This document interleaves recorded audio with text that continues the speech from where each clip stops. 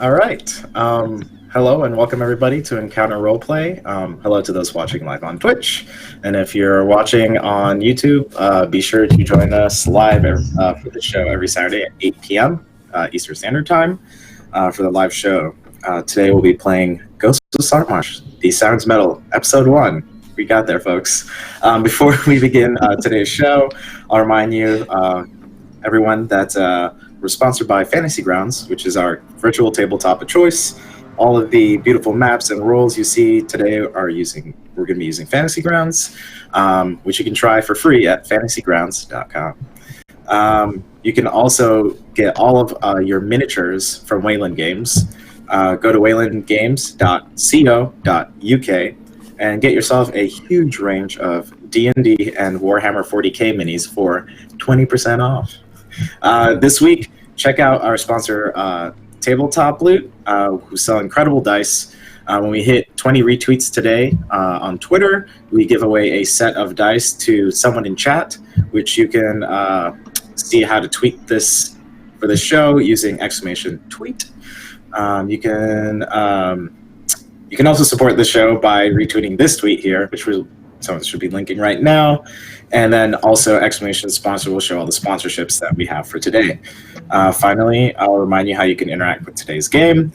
You can donate to affect the game by giving players Nat 1s, Nat 20s, Wild Magic Surges, and this month's special, the Table of Pets.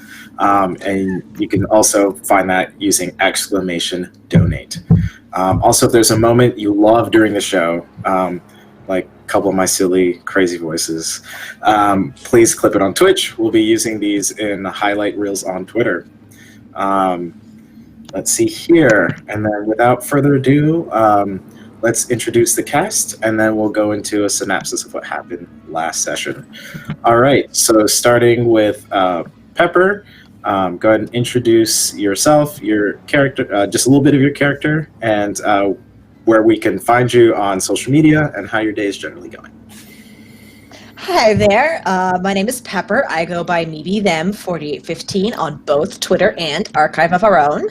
I am playing Isabel, our tiefling Beastmaster Ranger, and her companion kitty cat, Sasha. My day was interesting.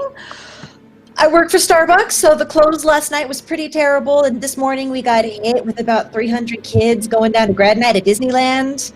Oof. And I was on Polo Bar, so I'm glad to be home and playing D&D. All right. We'll have Lindsay, go ahead and introduce your character, where people can find you on social media, and how your day went today. All right. Well, my name is Lindsay Bouchard. You can find me on Twitter at @deburbles, Bubbles the Mermaid, and Instagram at something that says Bubbles. And I play Zelrora Balanzeos, the Dwelf fighter. And my day's been pretty interesting. I'm going to 2 weddings today, so I already went to one. It was super fun. And then after this, I get to go to another wedding because my friends can't schedule correctly. Amazing. But yeah, it's super fun. It's super good. All right. Good luck on getting to those weddings after the show.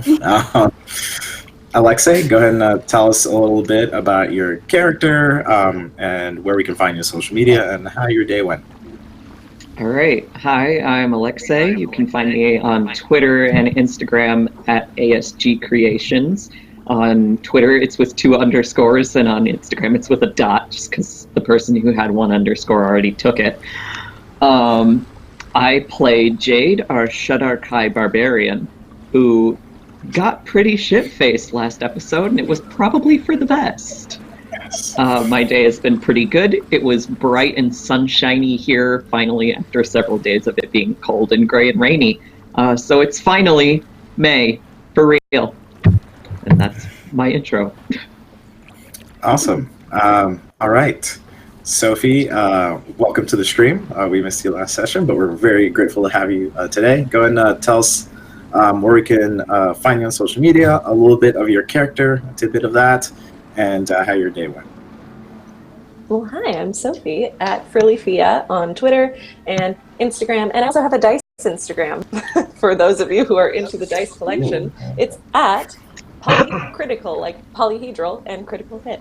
And I play Little Bird, the Kenku Warlock, and she is an interesting character to play, I think, because I wasn't here last week. I didn't get to play her yet, so we're gonna see what happens with her. Yeah. Awesome. And then we'll introduce Alex. We also missed you last week, but we're very happy to have you. Go ahead and give us a little introduction about your character and where we can find you on social media and how your day went generally. Thanks. I'm Alex. You can find me at Snow Serious on Twitter. That's the best place to find me. My character is a human druid called Pick. He's a very distinct and unique individual, eh? So we'll be seeing exactly what kind of trouble he can get up to. And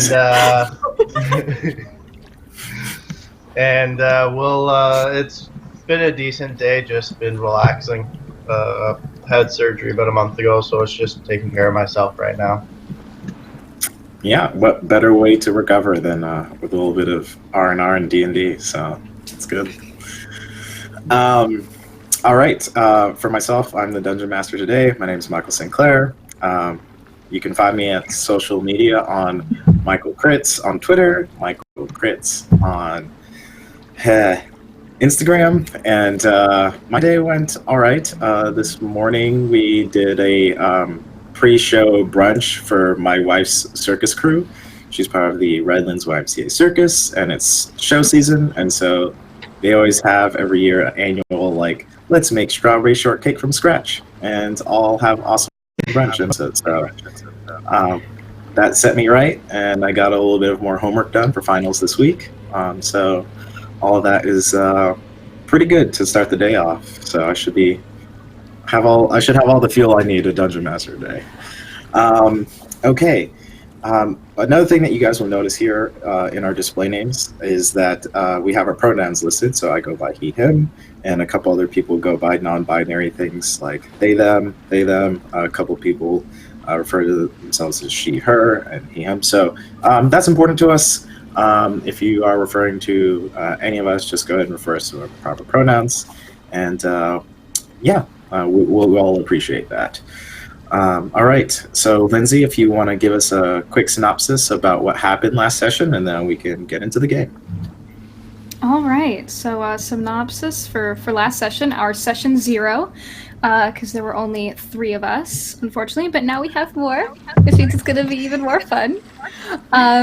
So last session, Isabel, Jade, and Zelrora were hired on for the LSS Jumper, and we met a few very interesting characters. We met Dorothic, Jamero, we met Alingteria, the boat mama.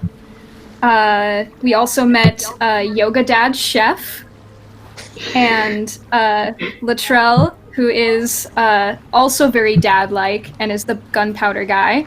Supposedly a fantastic dancer. We have not confirmed this yet.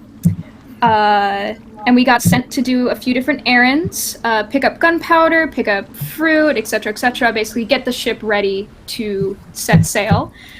Before that, though, Dorothic and Jamero pranked us, or specifically pranked Isabel, to go get mail from the mail buoy. And that came up later. We'll get to that in just a second. So we picked up gunpowder, picked up fruits. Then, as all crews must, we went drinking at the Blood and Gold bar. Isabel got it on with a lady at the bar, and it was awesome. D&D says gay rights. That's all I'm saying. Jade got... Hashtag D&D says gay rights. Jade got super drunk, just like really drunk, and it was beautiful. Zelrora juggled a bit, got some free drinks, decided not to drink them, got into a bar fight instead, because that's how you make friends. Eventually, Dorothic and Jamero came back, broke up the fight, and we all went back to the boat, made sure that everyone, drank some water, took some Advil, went to bed, because we are responsible. And then the guys from the bar fight, came back. Turns out that the money that we found during the prank to get the mail from the mail buoy belonged to them. They wanted their money back. A giant fight ensued on the ship. They climbed up the mast like a bunch of idiots, trying to fight Zalrora. Zalrora, like, this is Sparta, just dropped on them from the top. Someone died. So, because that happens when you fight. Bunch of shit happened, with a few intimidation checks and some help from Dorothic and Jamero, who eventually came up on top deck. Everyone left, and I believe we ended with Zalrora telling Dorothic to give the money back to the individuals who attacked the ship. And I think that's where we left off, unless I'm forgetting anything. I think you hit up on most of the details. You guys also, for the people who got their mission debriefing from Arcane River, the Arcane River organization,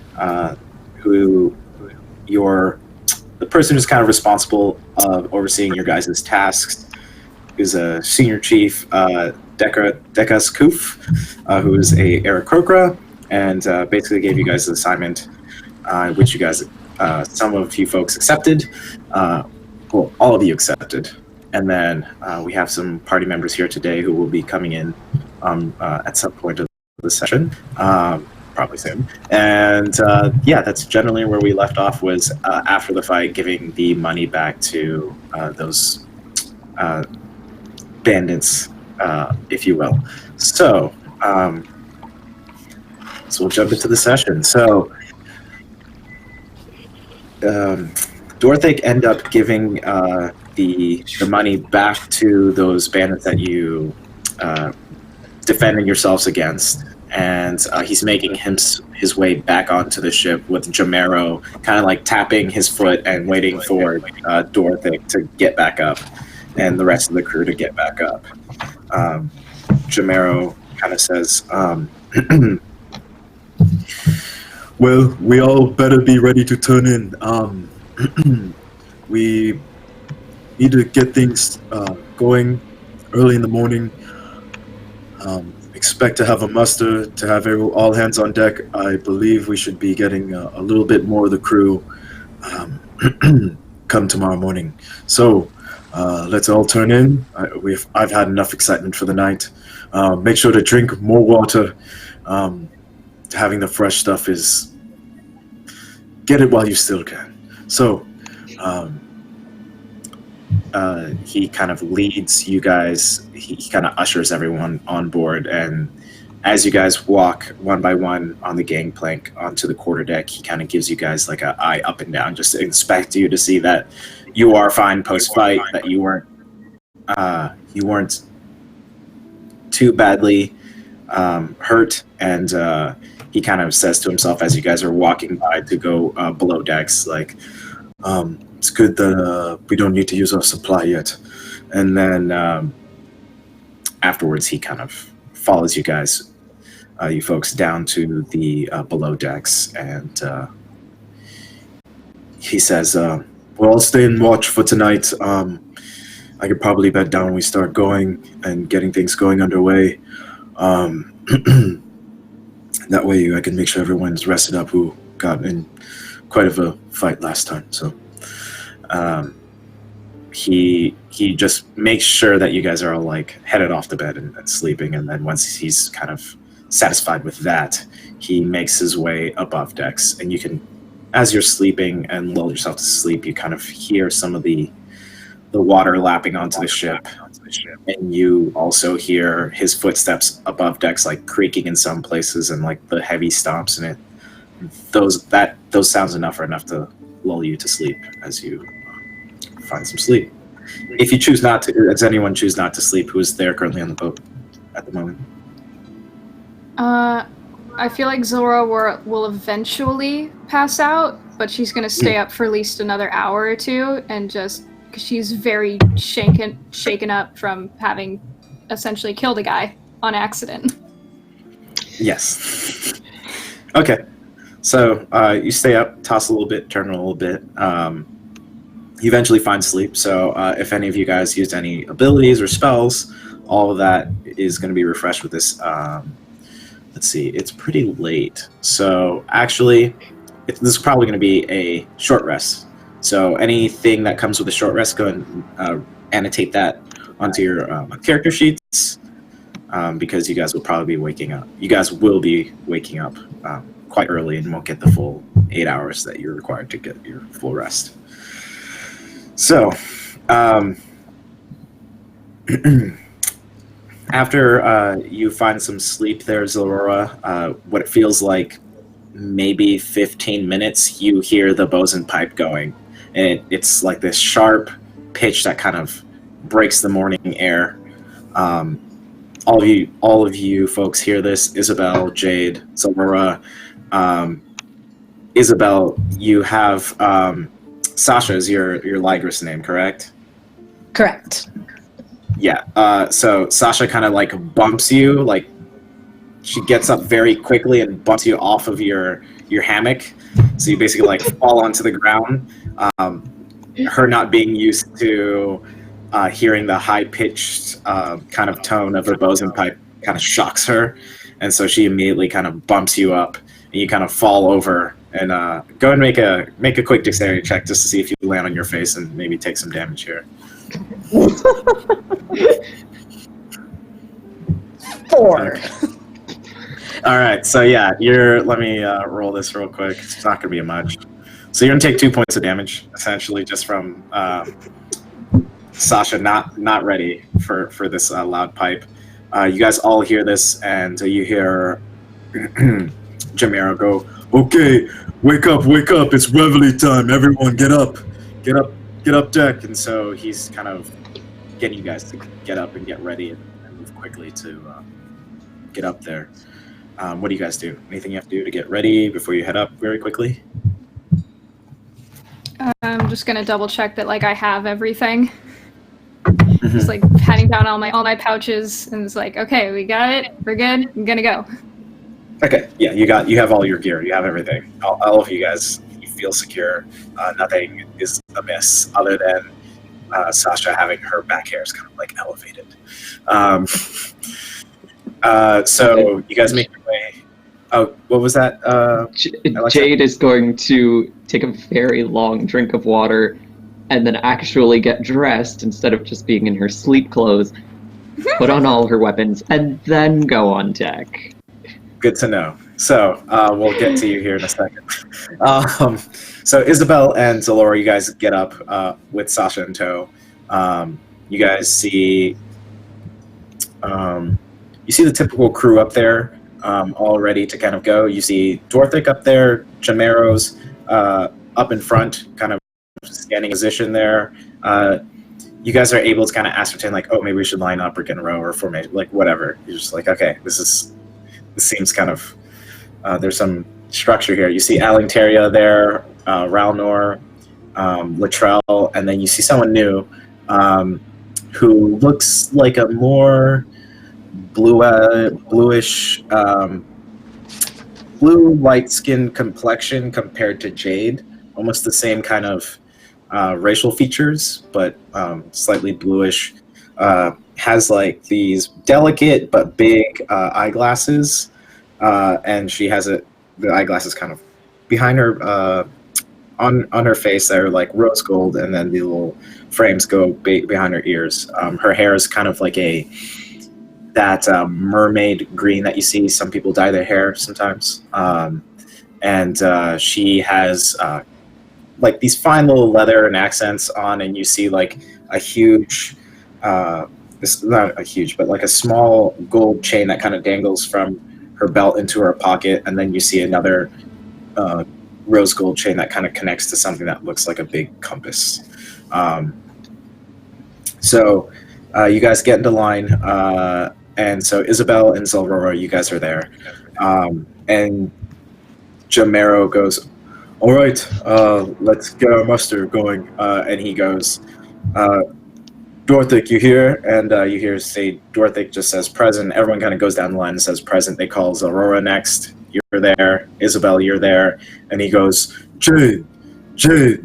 And you guys don't see Jade up there yet because Jade's busy trying to like get everything going. Jade comes up like a minute later, and then Jamero kind of just doesn't say anything. He kind of just looks at you and like nods his head, kind of like noting that you kind of came a little late. So she's hungover and she's trying to look presentable. So, Jamero, you kind of hear Jamero say, "Someone had a little fun, but we'll excuse that from last night." So we need to get everything ready for underway. Ali and Teria will show you the new folks on board what needs to be done before we go underway. We're still waiting on 3 more crew members, and then after that, we'll be ready to ship off. Ali and Teria kind of has she speaks loudly, and she says, "Okay, Hoi, we need you guys to we're going to get the ropes ready so that we can cast away. So go ahead and unravel the ropes right there that you see that's connected to the shore. We need to make sure the masts are ready to go. We need to make sure that we're ready to make the gangplank go away, bring it on the quarterdeck. So we'll get all that going. And right now it's still like 4 a.m. So it's about 4 or 5 a.m.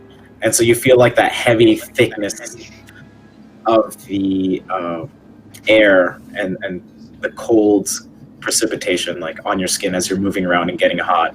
And it kind of cools you at the same sense, but you can feel that your eye under your eyelids are kind of heavy. You just feel the sensation of like cool, brisk morning as you're going around.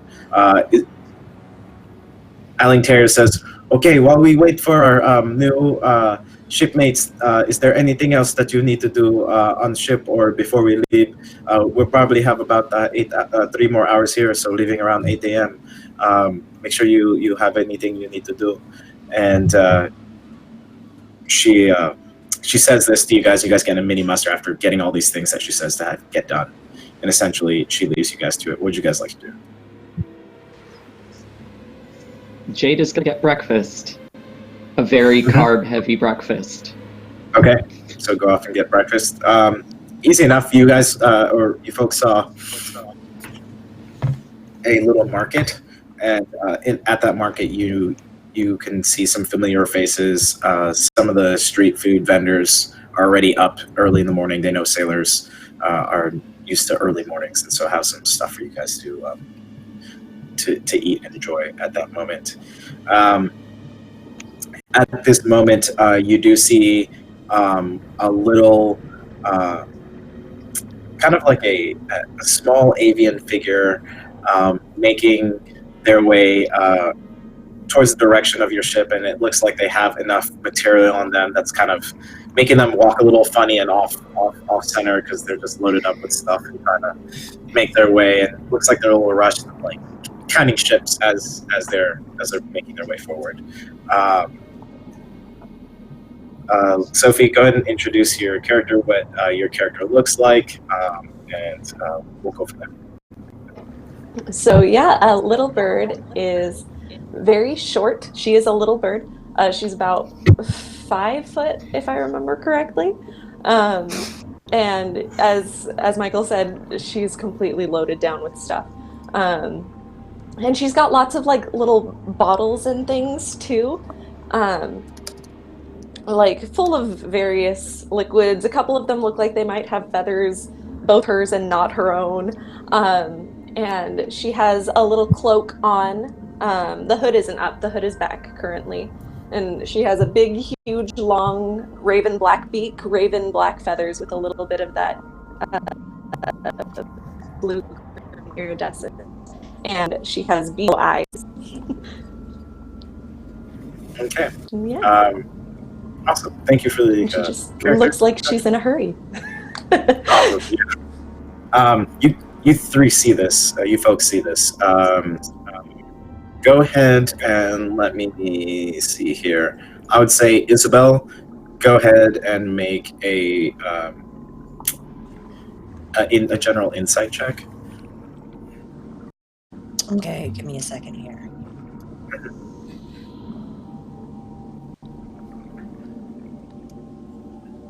And we'll have 18.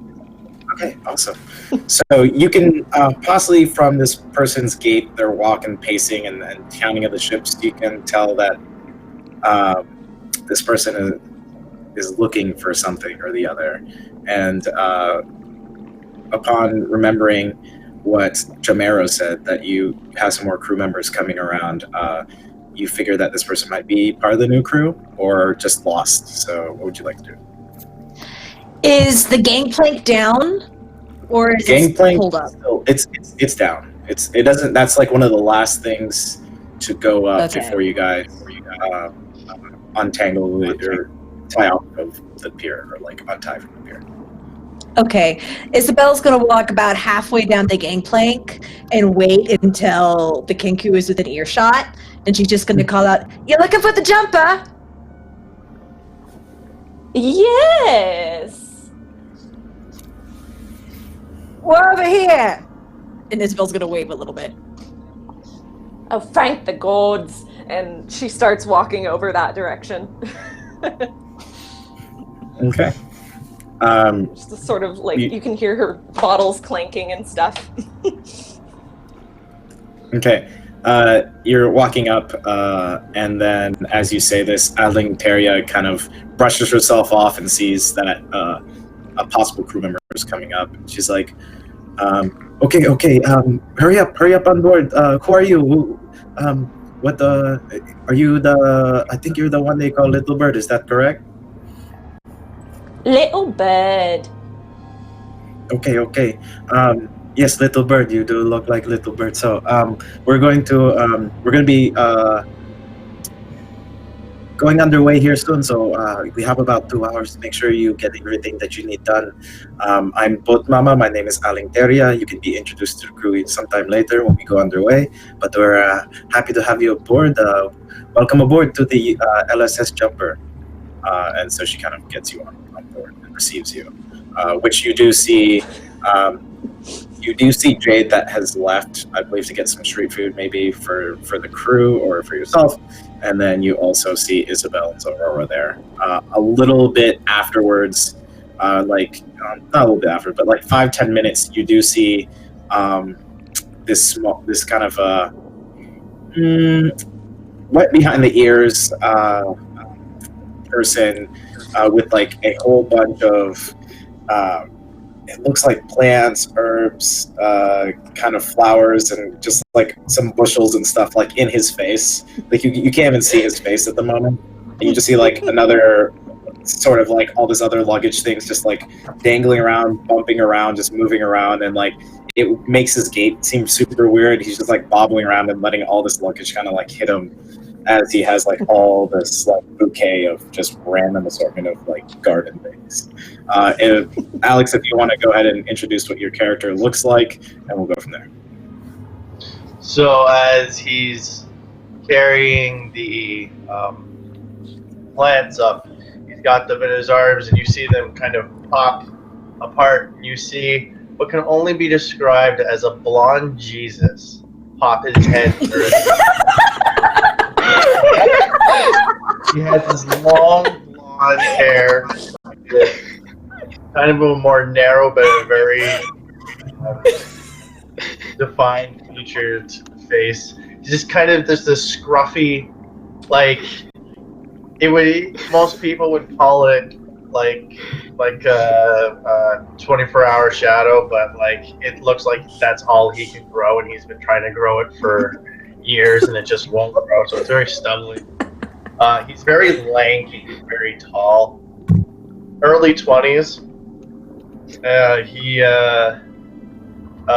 One of the things that you notice about that he's carrying as well is this very large, reddish colored wooden staff. He He looks up at the ship and he's like, "Oh, I couldn't leave without my herbs, eh? You want to help me on board?" You hear Alenteria say, "Okay, just come on, help him on board."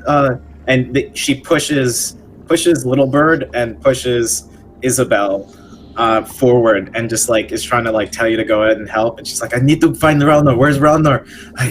I don't know with all these people. I don't know how this is gonna work." And you just kind of hear her frustrated as like she's like starting to see how the crew is assembled and not quite sure.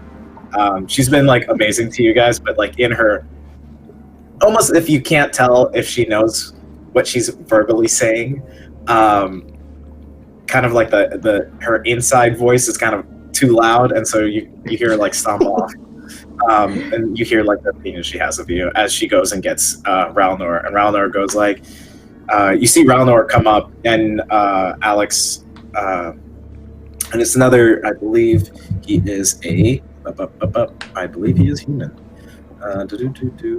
No, he is an elf. So you see this elf come up, and he kind of has the not same vibe as you, kind of akin. So you see him come, he's like, "Hey man, those look super great. I really appreciate that you brought that here. Hey, are you like into yoga and like just getting this, start spirit?" Yeah, you gotta get right with them plants, eh? You gotta get close to them as close as you can get. That's how you understand them, eh? And he's gonna lift one little one out of the plant, and anyone who has like any kind of like criminal or background knows that this is kind of like a smoking weed. And it's like, I've been working on this one special. Ever let me know if you want to come by, have a smoke. He tucks it back down out of sight. Responsibly, if that is your thing.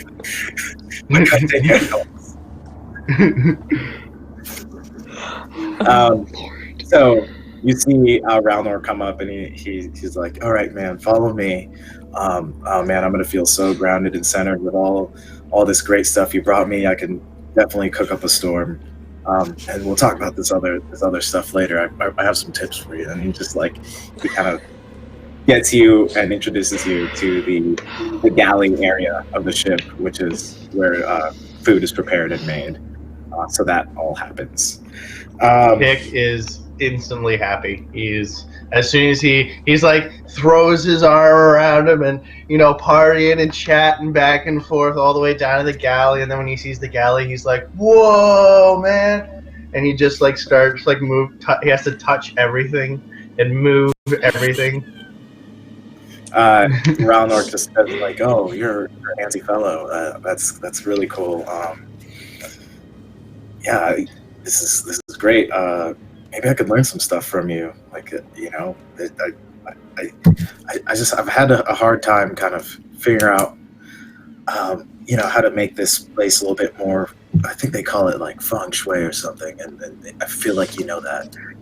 So a little bit after that, Isabel, you're kind of sitting near like the steps of where the helm is, and you knew that at some point that Patience was supposed to essentially get the briefing at the Arcane River Company, and that she's going to make her way up onto the quarterdeck. So you find her. We won't explain Vanny's character here yet, but essentially Vanny is able to get on board, get all their stuff settled, and puts all her things away at her locker and her little small personal chest at her hammock. So after a while of people kind of pacing up and down the boat, I would assume that you guys kind of help with jobs here or there. Jobs haven't been really settled on the ship yet, as Jamero has kind of said that things will get settled as we go underway. So we're about an hour out from underway. Last things you guys want to do before we ship off? I would like to at some point leave the ship and get some dirt and put it like in one of my pouches somewhere. Okay, go ahead and annotate like a handful of dirt in your inventory sheet. Easy enough to find. The dirt that you find nearby, however, kind of has a smell of and a texture of saltiness on the earth, a little bit of various like beer and liquor, like tidbits of that in there that you can kind of smell and feel, and maybe more of a there's a slight tiny urine scent to it just because of where it's positioned, or where all the docks and ships are. So but you're able to have that dirt, and you have it in your hand, so you have it in your inventory. So Okay, that's fair. Yeah, unless you want to explore further out, but you wanted something that was quick and accessible. Maybe like dirt that is a little less urine-y. Okay. So you have to make your way. Like, you run. You go into like a little bit of a jog, and because you want to make sure you get good dirt, find a good place, you're able to do that and get some dirt that was probably in some sort of planter. As you look about, no one sees you. You grab it really quickly and got that. Cool. Alrighty. Anything else for the rest of the crew here? Jade comes back from the market with a giant arm full of bread and cured meats. Okay. And a completely refilled water flask, and that's it. Okay. Go ahead and mark, I would say, for personal and all that stuff.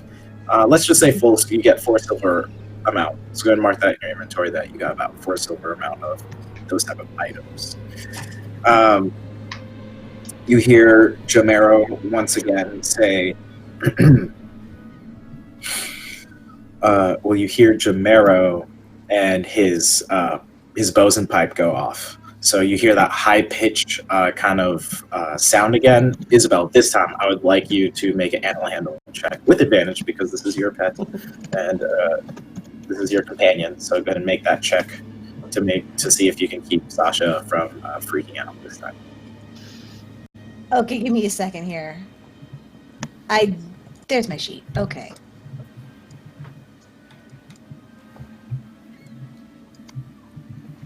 Oh, 8. Okay, so Sasha again freaks out a little bit, but this time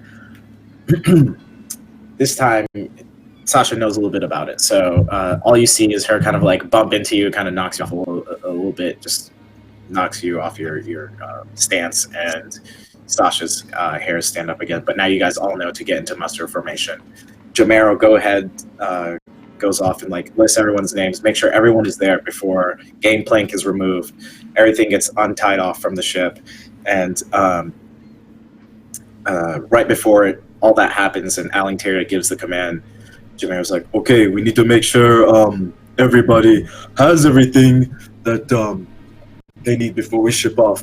Are you absolutely sure you have everything? Because we are probably not coming back for another." Week, 2 weeks, I'm not sure. These things can kind of be iffy when you're intercepting pirates. All right. He nods off to Alingtaria, and Alingtaria's all right. I need you, half of you over there and another half over there. We're going to unmoor from the ship, unmoor from the pier, and so you guys get into position. Easy enough. You can all unmoor. The evolution happens. For the first time, let's actually have. Let's do this way, and I'll roll for Vanny. So I'll have the top three of you go ahead and roll first, or including me. But I'm rolling for Vanny. Go ahead and roll your strength checks. Oh boy. Yeah, that's easy. So Isabel, 18. 4. 4. Solid. And then did you roll Sophie? Yes, I rolled. Let's see, is it showing up in there? I did. It's -2 though, so that's a 9. Okay. Well, at least Nice. Patience rolled well, Fanny's character. So I'll get back to that here in a second. Just remember your rolls, and then bottom 3 need you folks to roll. Okay, strength. Let's see if I can actually figure out how to do this. As they make their rolls, folks, I'm talking to the viewers. I'm still getting used to calling people folks instead of guys. That's been what I've been using for the past 30 years. That's not an excuse. It's time. It's a way for me to get better about this, and it's something I'm constantly working on. So it requires a little bit of work. But anyway, we'll get back to the game. Just want to clarify that here for a second. All right, so our rolls, let's go start from the left to right as we see on the screen. Alex, what did you get on the roll? 17. 17, all right. Lindsay, what did you get? 21. 21, awesome. And Sorry, I'm still trying to actually figure out how to roll. no worries. I got my give me your character strength sheet up. and I will roll for you really quickly. As The +3. +3, awesome. So I'll roll and add the +3 post. So 16, awesome. So, and then also Jade or Alexei, go ahead and try and practice making rolls there. It's not going to be a big deal if I see a random roll there, just so you can get that going. So, Okay. for the first time, you guys kind of feel more of a sense of you guys all succeed together or fail together in a sense. So you kind of, while unmoored from the ship, there's these times where you have to pull tension to get yourself closer to the pier, and there's people on the pier who are also making sure that this evolution happens properly by unmooring when they're supposed to. You guys from the pier, and you guys on the boat from the boat to the pier. And for the first time, you guys kind of feel this interaction of I can't say the word, being synchronous with each other, and you feel a bit more this team aspect happen as you guys all work together. And you hear Alingteria kind of yell these commands like, "Okay, everyone on the left side of on this left side of the port side, go ahead and unmoor your ropes." And then you guys start doing that. She says, "Okay, right side, go ahead." And then she's like, "Pull tension over there, slack over there," and you just hear this like interaction happening back and forth as she's making sure that this is a safe kind of evolution. And luckily, you guys rolled high enough. There's some bad things that happen if you essentially don't make these rolls properly when you moor and unmoor. Over time, will become easier. However, one of the most dangerous times is the mooring and unmooring. So you guys are successfully off of. You guys are successfully off the pier, and the boat is slowly coursing itself off of the pier onto going into the bigger parts of the port, and then further into the opening of the sea.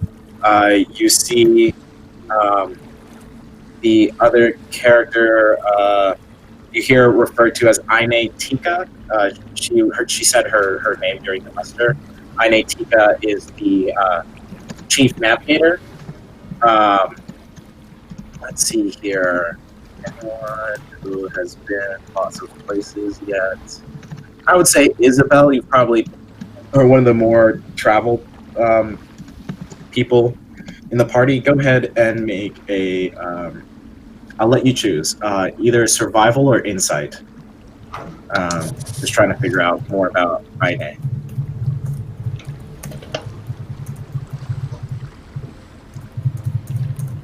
Good thing I picked survival. 21.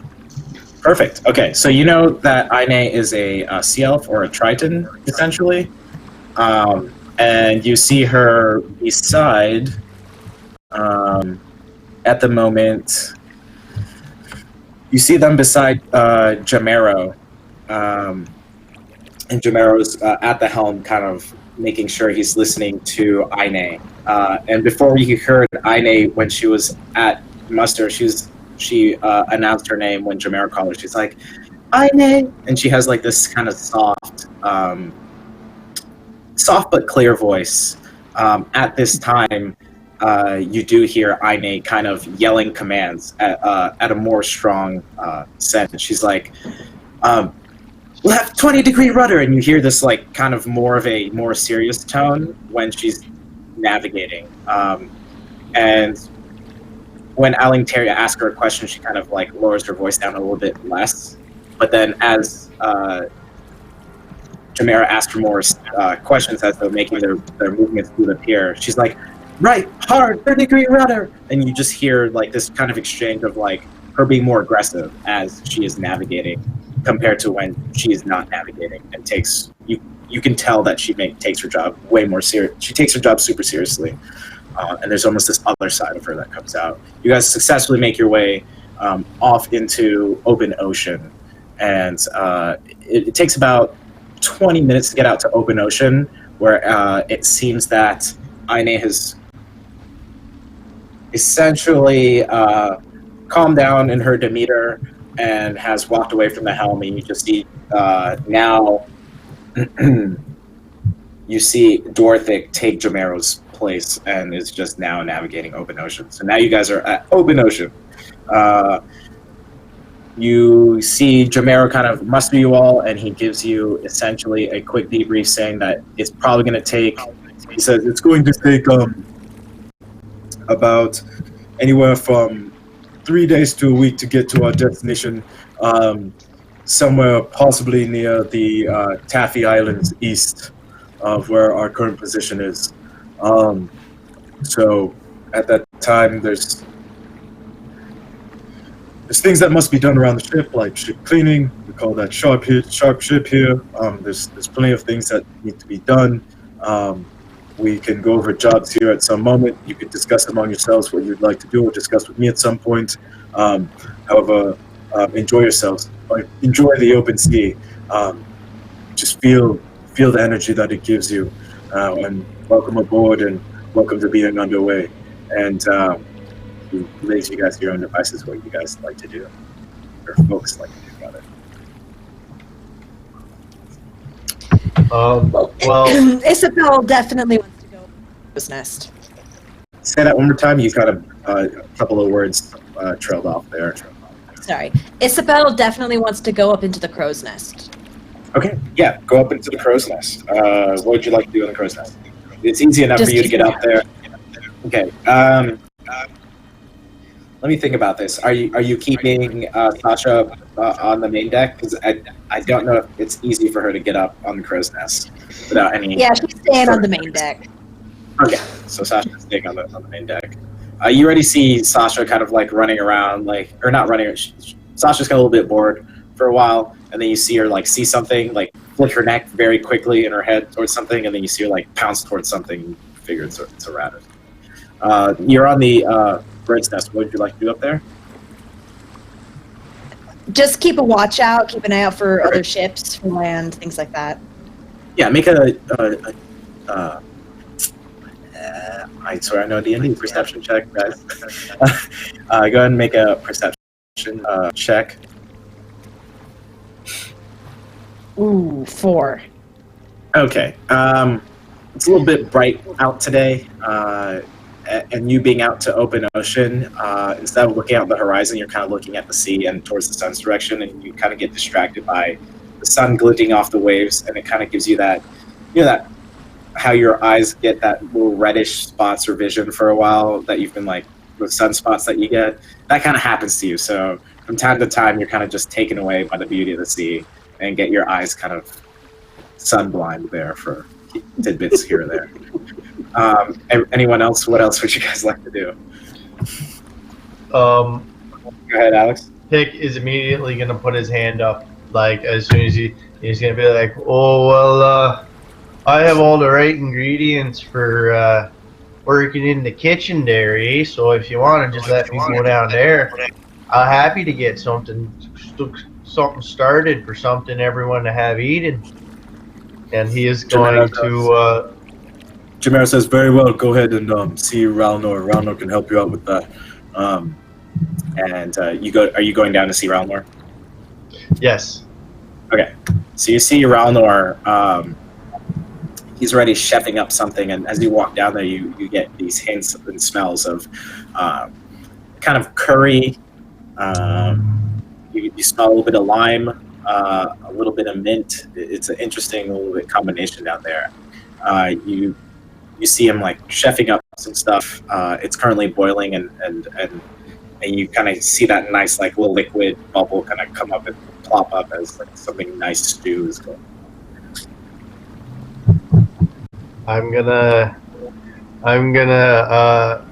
look over the food and go, do you mind if I have a taste there, eh? Yeah, man. Tell me what you think. I'm always looking for suggestions here. He's gonna take a spoon. Yeah. See, Sorry, Go ahead. Oh yeah. So you get like hints of like lemongrass, lemon, curry. It tastes wonderful. It's actually a vegetarian dish at the moment. Well, this tastes. This is really good, eh? But you need something. You're not using fresh herbs, are you? All you got's all this dried stuff, eh? I'm using the best I got. So some of it, man, is some of it's fresh, but I can add a little bit more of what you got. This is just this is what I like to call a sea cleanse. I like making this sea cleanse as we go off from the shore. We depart from the earth, and I like to think that's a transition, and we just need to cleanse our bodies, and this will get everything, all the good, the bad out of you, so you're ready for a new experience. Well, I completely agree, eh? But if you're gonna have this, you're gonna have to do it right. And so he turns around, and you see if there's anywhere in the kitchen where it's like open, where there's like open light, that's where he would have put his planters. And he just reaches out. He just reaches out to one of the plants, and he just kind of runs his fingers along it and whispers to it, and uses a bit of druid craft to make the herb bloom enough. And it's just like a little bit of allspice, and he pops the allspice seed out and gets the hammer and starts crushing out. Trust me, right here. This will make it all perfect. And I'll help you. I'll help you get all the fresh herbs that you want, eh? All fresh. Make a quick nature check just to add to the cooking. See if you're able to kind of mash the allspice in the correct method, so that you can get the most flavor out of it and not ruin kind of getting the ingredient from it.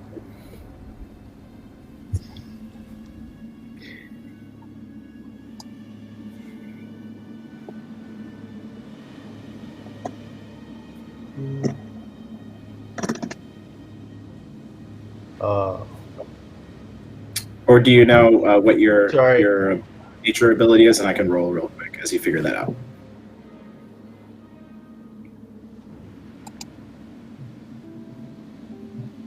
Oh, there you are. Oof. That's This feels similar to our last stream. We're getting them all out, right?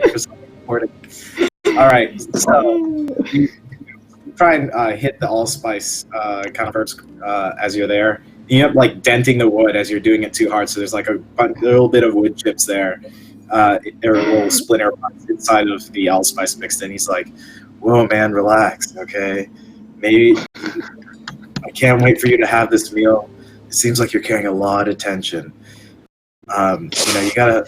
I'm sure you need to like kind of talk to you gotta connect with the allspice, man. It's all spice, all of us. So, basically, he says, I learned this lesson from a guy I met at the Smoldering Seder. Have you been? You seem like you'd probably like it. I can't say I have, eh? Why don't we work on this food, eh? Yeah, make a history check real quick. Just real quick.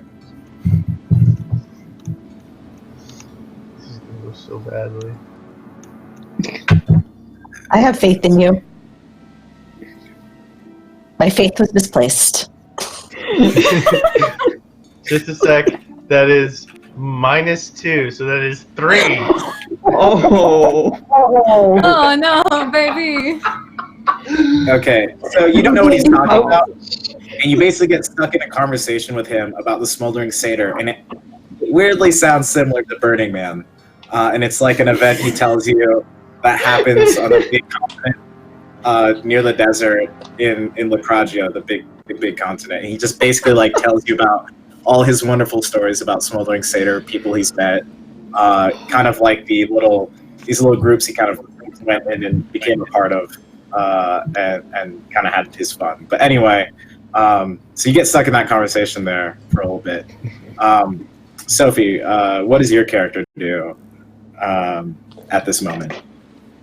Okay, so there's the guy with the deep voice that's been telling us what to do. That's Gintero? That's his name? Jamero. Jamero. I knew that. No worries. So Little Bird goes up to him and just says, "Little Bird, I shall help you." And just kind of looks for a response. Wow. So you see Jamero have like a smile, like he's a little bit. You see this kind of grinny, orcish smile come out, and you see like some of his canine, his big canine teeth kind of poke out a bit, like in a smile. And he says, "I think we're gonna be good friends. You're a Kenku, right?" Yes. Well, I quite love Kenkus. I worked with one once, and they're great because when I need to shout out orders and other people need to hear it, you guys are great at shouting those things back and shouting them out to the other crew. I really love that. And then, like, at that moment, you kind of hear Dorthic at the helm, like, "Yeah, man, I love them. I love Kenkus all day. One time I was with a flock of Kenkus, and it was crazy. I tell you, I yelled out, I yelled out something, and then a whole bunch of them responded. But man, the thing I realized at that moment, guess what? The thing I realized in that moment, guess what, Little Bird? Guess what? What did I realize? What did I realize? Yeah, see, there it is. You hear that? Everybody, you hear that? And he's kind of like looking at all of you. He's like, I got one handsome voice, you know what I'm saying? Listen to it all day. Oh man, I had the best voice. So he kind of just like, this moment, kind of just own his own shine. He's just like all full of himself. Go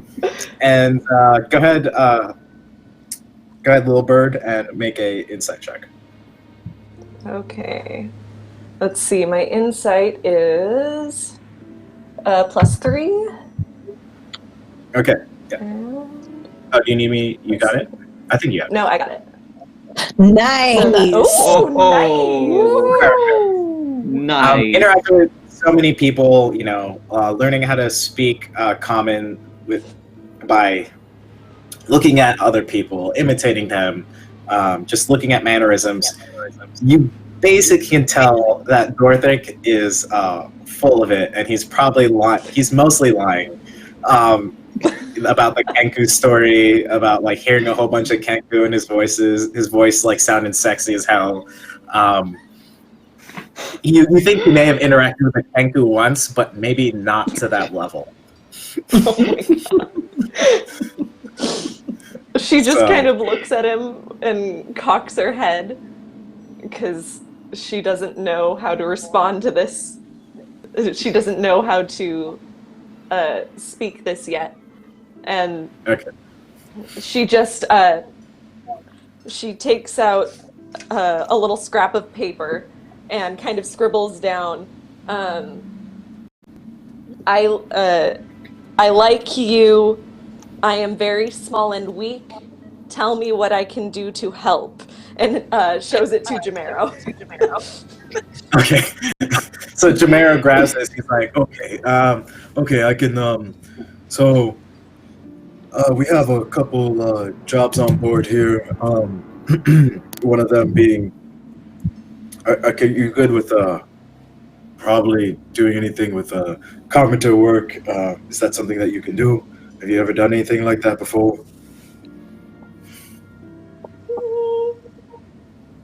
She says, yes, very slowly and quietly. Okay. Like, He's like, okay, not that one.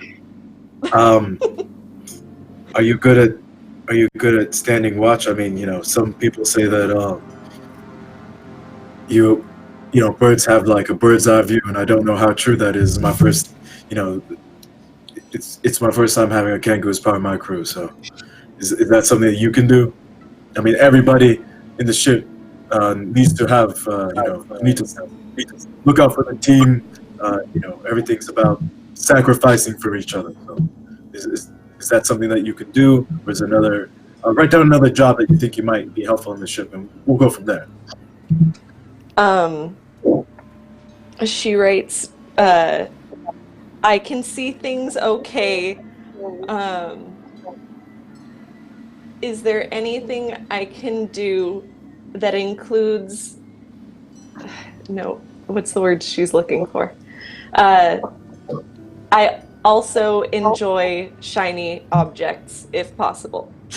Okay, perfect. He's like, okay, so we'll make you part of the we'll make you in charge of sharp ship. That's when we clean the whole ship. Okay, so you'll see some brass things on the helm over there. Make sure that thing's shiny. Okay, you'll see some other you'll see some parts of our anchor over there. The parts that show, not the parts that you dip in the water, but the things that show. Go ahead and shine that off. We have some stuff to clean off brass. Go ahead and see Latrell. He has all the things that make things shiny. All right, so and then we have a little locker over there. That locker's full of cleaning gear things. You can go ahead and find all that stuff. You could be in charge of it. Obviously, you're supposed to be the expert there, but you tell all your shipmates how to. You need to be accountable to the gear, and you need to show them how to clean the things properly. Is that something that you can do? Make things shiny. Yeah, that's all. And you make these things shiny, and I'll tell you what. That's what scares all the pirates away. They know that we're really disciplined, and they know if it's shiny. I mean, some of them will want to fight, but some of them they'll know. And then you also hear Duarte go like, yeah, the more shiny and blinged out we look, the more ferocious we look. That's what all pirates say. They say, look out for Jamero, look out for Duarte. They got the shiniest. They got the shiniest ship. Yeah, there you go. We got the shiniest ship. So it's almost like you're egging each other on, and like you don't know who's the Kenku sometimes.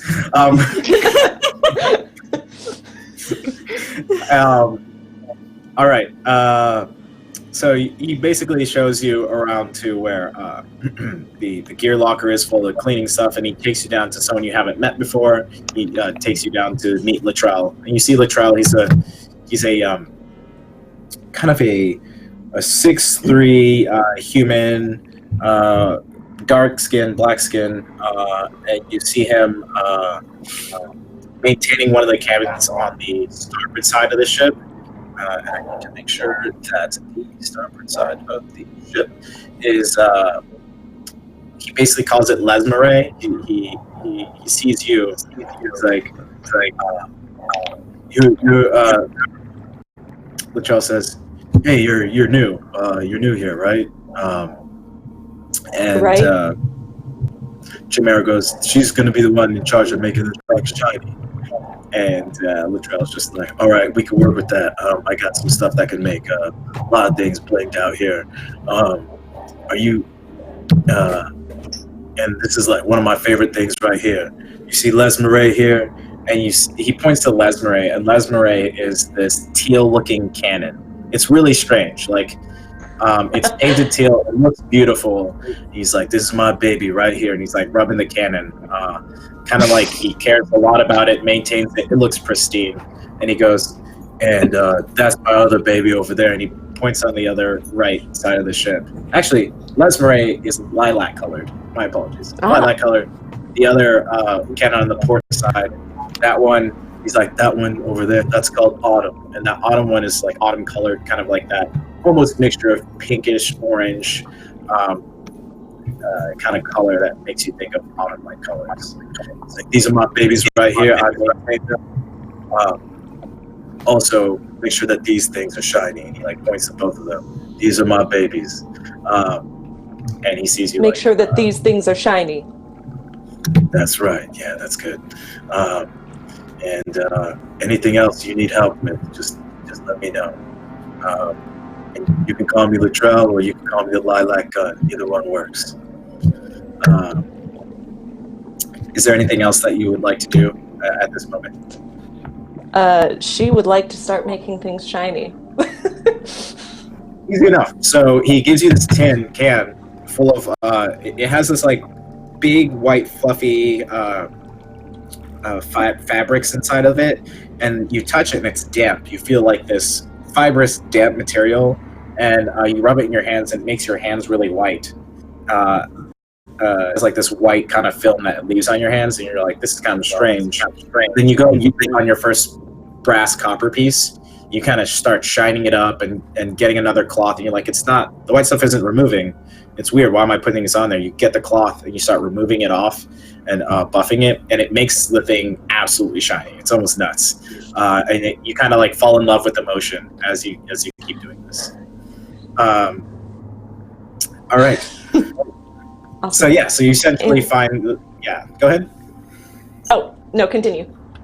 Yeah, so you essentially just find the stuff that kind of, the gear locker full of like the brooms, the mops, some other materials to keep the ship nice looking, and along with the kind of brass copper shiner, which is all there in that gear locker.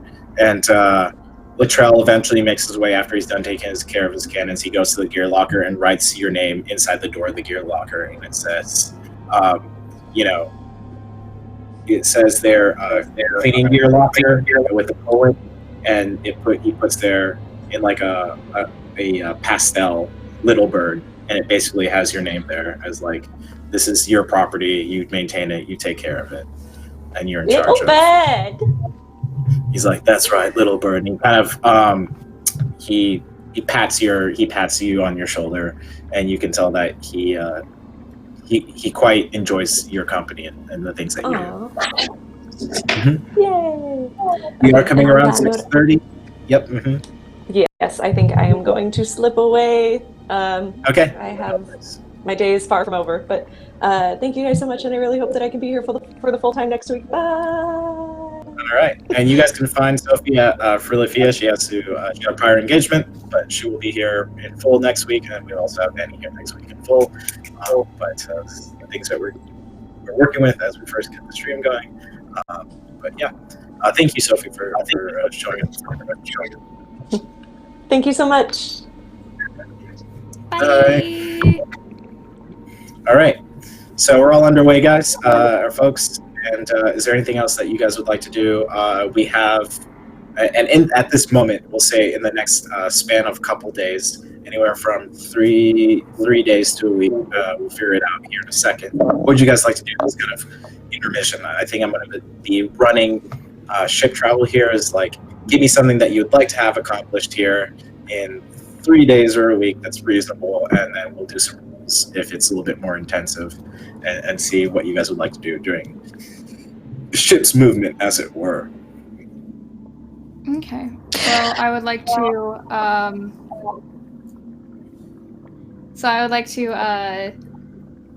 Also try to find a job aboard the ship. Okay. Get a place doing something.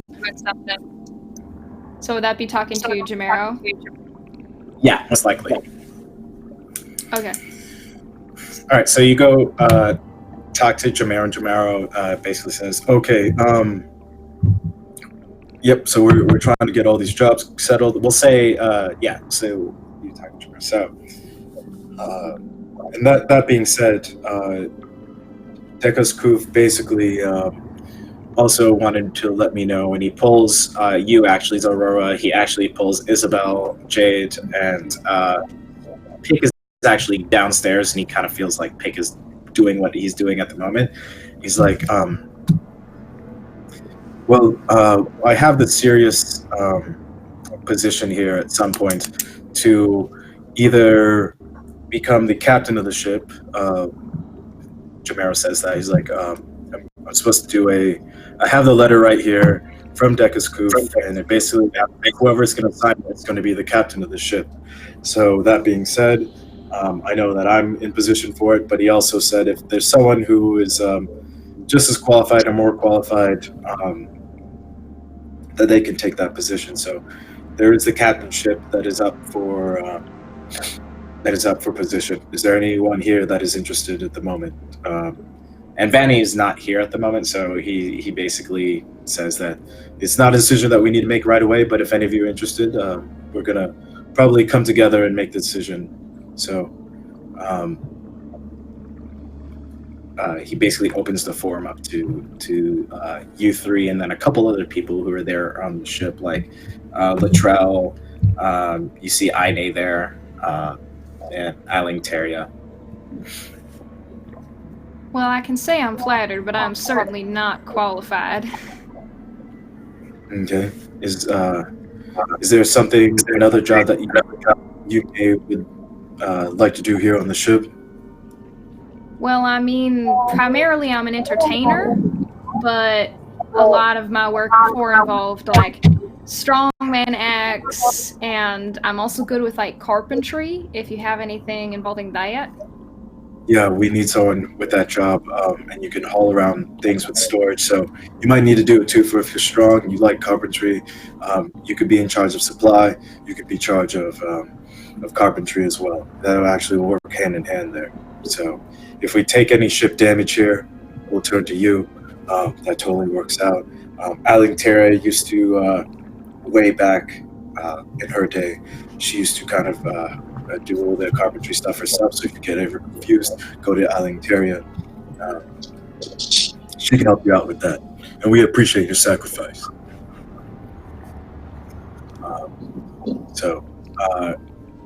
He basically says to Alingteria, take you to the gear locker that has the carpentry stuff and the storage where you keep all the main storage barrels of like food, rations, things to help repair the ship. It's generally like your mostly supply location inside the ship, which is going to be in the rear lower decks of the ship. And so he writes your name in pastel onto the thing. Your name, Zilrora, so you see your name there. So Alingtera does that, rather. And so Jamera's still up there, and now Isabel and Jade, what would you guys like to do? Is there anything you guys would like to do while Jamera is there at the moment? Yeah, Isabel wants to borrow his pipe that he uses for reveille in the mornings, and she wants to spend the day getting Sasha used to it. Okay. So as you reach for his pipe, he like kind of puts his hand up, and Jamero says, "Hold up. This is one of my favorite things right here. Before you take it, you got to take care of it. Return it back to me clean. You see the wax on there? Don't touch that. Even if you scrape it a little with like your fingertip, it'll turn the tune off, way off. Basically, this bosun pipe, it basically just has this circular sphere that's kind of cut off at the top here, and then it has a pipe part that attaches. And it looks very elegant. It has a mermaid on one side and a siren on the other, and it's kind of engraved into there. And you see that's quite beautiful, and he eventually hands it over to you, Isabel. All right, I will take it with him. Remember not to touch the wax. That's right. Don't touch that wax. The thing, I like this thing to sing, and if it goes off note, it could sound. It'll probably make your cat a little bit more annoyed. So. I won't touch the wax, I promise. All right. So as you take that and go off with it for a second, go ahead. I need one. The first check from you is going to be a performance check because you are using an instrument of sorts. Oh dear.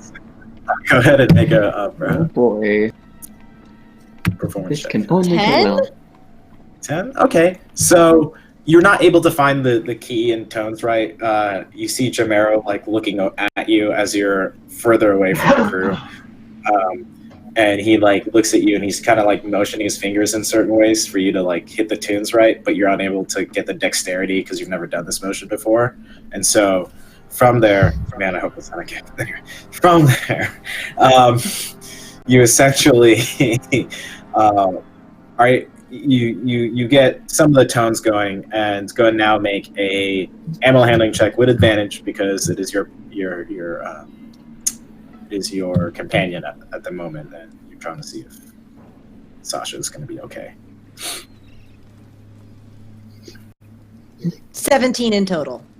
Yeah, perfect. So Sasha, in time, gets used to the bosun pipe, and you see Sasha kind of settle in, and after a while stops caring about what you're doing, kind of rolling onto her back, trying to get some pets while you're blowing the bosun pipe. And you're just looking at her.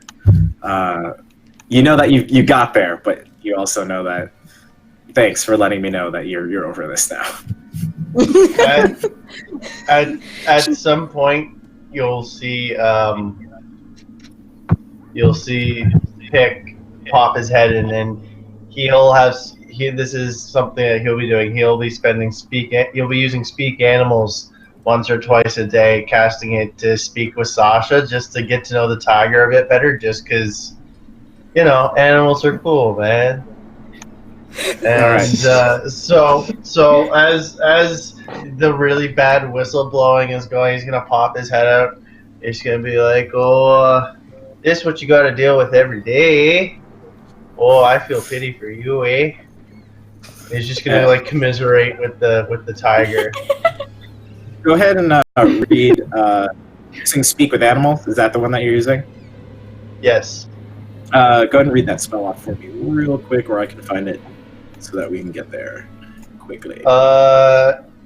You gain the ability to comprehend and verbally communicate with beasts for 10 minutes. Okay, perfect. Yeah, that's basically it.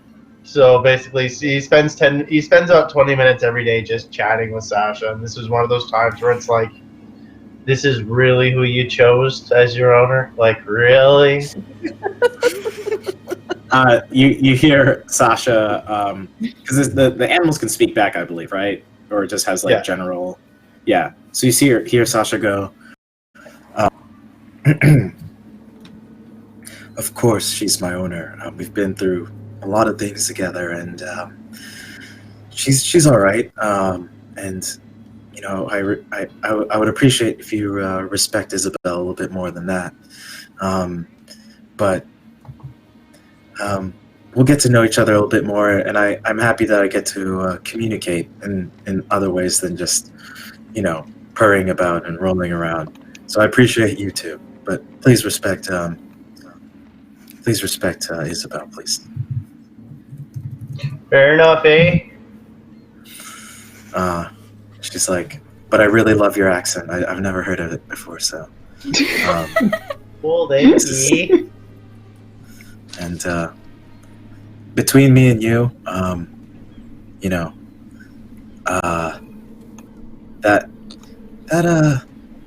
little bird, she's quite interesting. I don't know what to think about her yet. Just make sure you don't make her lunch, eh? I'll try. Some days might be harder than others. And so you have this conversation with Sasha for a second. Isabel, you see, after a while, you get that Sasha, in that interaction, is got over the bosun pipe. Is there anything else that you would like to do with Sasha, or at this moment? And then we'll go to Alexei here in a second. Isabel would like to return this bosun's pipe as intact as she found it, give it back to him, and then she is actually gonna roll around on the deck playing physically with her cat, like full-on body tackles. Perfect. Awesome. So you got into full-on body tackle with Sasha. Latrell kind of comes up after a little while and tries to see if it's okay to kind of roll around with Sasha as well. So you get that. And you have Sasha in real life there, so it's all great. All right. IRL cat stream. OP cat stream. Who's there?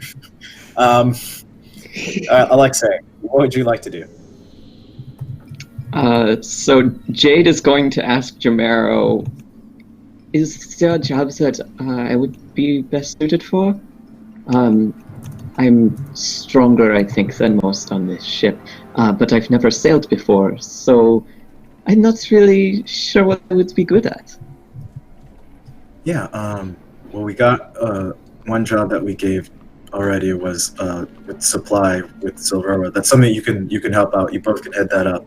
But I think someone like you, you look like you're strong when we need it and when it counts, and you can do things quickly and with a good burst of strength. And I can tell that. And he's like, "May I?" Before he reaches out and kind of inspects like your muscles. He kind of asks before he does anything. She just flexes a little bit for him. He's like, "Yeah, okay, all right. You got what I think we're looking for here." So he kind of like inspects your shoulders and like your forearms. He really admires your forearms there for a second, and then he essentially says, "Okay, so when we need to pull around the all the masts to pull them up and down, when we need certain things moved around like the cannons." To move them quickly in a quick fashion. They're quite hard to move, but if you can muster the strength sometimes and give us a tactical advantage to move them around. So we'll make you... Yes. Could I try moving one right now? Sure, go ahead and think. We'll get Latrell to go kind of help you out here. I'm going to hit up the helm. Dorthic's going to come down. They both kind of head up cannons, maintenance, gunpowder maintenance, so they'll go down and help you with that. So you go down and which cannon would you like to kind of see if you can move? The lilac one on the starboard side or the autumn one on the port side? And if you don't know, starboard side is holy shit, guys. Oh, yeah, I know. I'm no longer a sailor. I'll go with the autumn one. No. Okay, yeah, but I believe port side is. Oh no! I think port is left and starboard's right. I'm pretty sure that's that. If I've got it wrong, chat, please let me know. 99% sure you're correct. Okay, thank you. It's been a while since I've been on. So, which one are you checking out? The autumn cannon. Okay, so you check out the autumn cannon. Easy enough. The autumn cannon. Yeah, the autumn cannon. So you go ahead and check that one out. You see Latrell and Jamero there. They kind of move some stuff to the side because they're just trying to make sure you have space to work with. So Latrell and Dorothy are there. So they move all this stuff to the side. Go ahead and make a athletics check for me. Athletics. Zora would also like to watch Jade move this cannon. All right. Yeah, Isabel's gonna join in and watching Jade move the cannon. Just be like be obviously into it like the entire time. Oh, well, that's the 10 total. Okay, so 10 total. You're able to budget a bit, and you see Dorothy say "Come on, like you mean it, I've been able to move 3 cannons at a time. I attached them to my waist. You see me, one time we were in battle, it was crazy. After Mero, I had 3 cannons attached to my hip. I moved them, and we eventually flanked the enemy. We moved all cannons to one side, and we crushed them. You gotta dig deep. You gotta get in there, just like Jamero, Yes, and she's pulling really hard, and you can kind of see some of the veins in her arms, and they're black, which is kind of unsettling, but she's still trying her hardest. Okay, I'll let you attempt one more time. Essentially, Right. how would you like to do as you attempt this one more time? Is it another athletics check? It's going to be. Or okay. I think she's going to get her weight a bit lower and like Okay. dig her heels into the wood of the ship because she's not on the deck, and she's just like got the back of this cannon. She's just gonna haul it. Okay. And then go ahead and make another roll. All right, come on. No, don't drag the whole window. Big money. Big money. That's better. All right. Thank There we you. are. There we are. So you dig deep. You kind of you also feel the weight, the ship kind of like tilt a bit and tilt in the favor of your direction. And at that moment, you dig your heels in, and you're able to pull the cannon up, like 5 you're able to move it 5 feet, which isn't really normal. Normally you're just going to be adjusting it left and right, but you're able to like summon this, and they're like, oh man, that's what I was talking about. You dig deep right there, you know. Well, you'll never be as strong as me until you take a cannon you take a cannonball to the chest. That's when you get all that strength. I survived that once. I got a couple broken ribs, but that made me love cannons even more. You'll understand that one day. Sounds very dangerous, but okay. Oh, it's not dangerous once you like me. You know, I can take all those cannons. Was the cannonball fired, Yeah. or Yeah, did it it just hit me in fall my- on your chest? No, I couldn't breathe for Or are like you not 5 dead? minutes. It's me. It's Dorothy. I survived all of that. You know, I survived. My lung got punctured. I don't care. I kept moving. It was fine. I was fine. We got shipwrecked. It was okay. I'll tell you about that some other day. But you know, I got hit chest a cannon. Interesting. Yeah, but you know, Did you keep the might- cannonball? Of course, I got it in my locker room right now. You want to see that? You want to see it right now?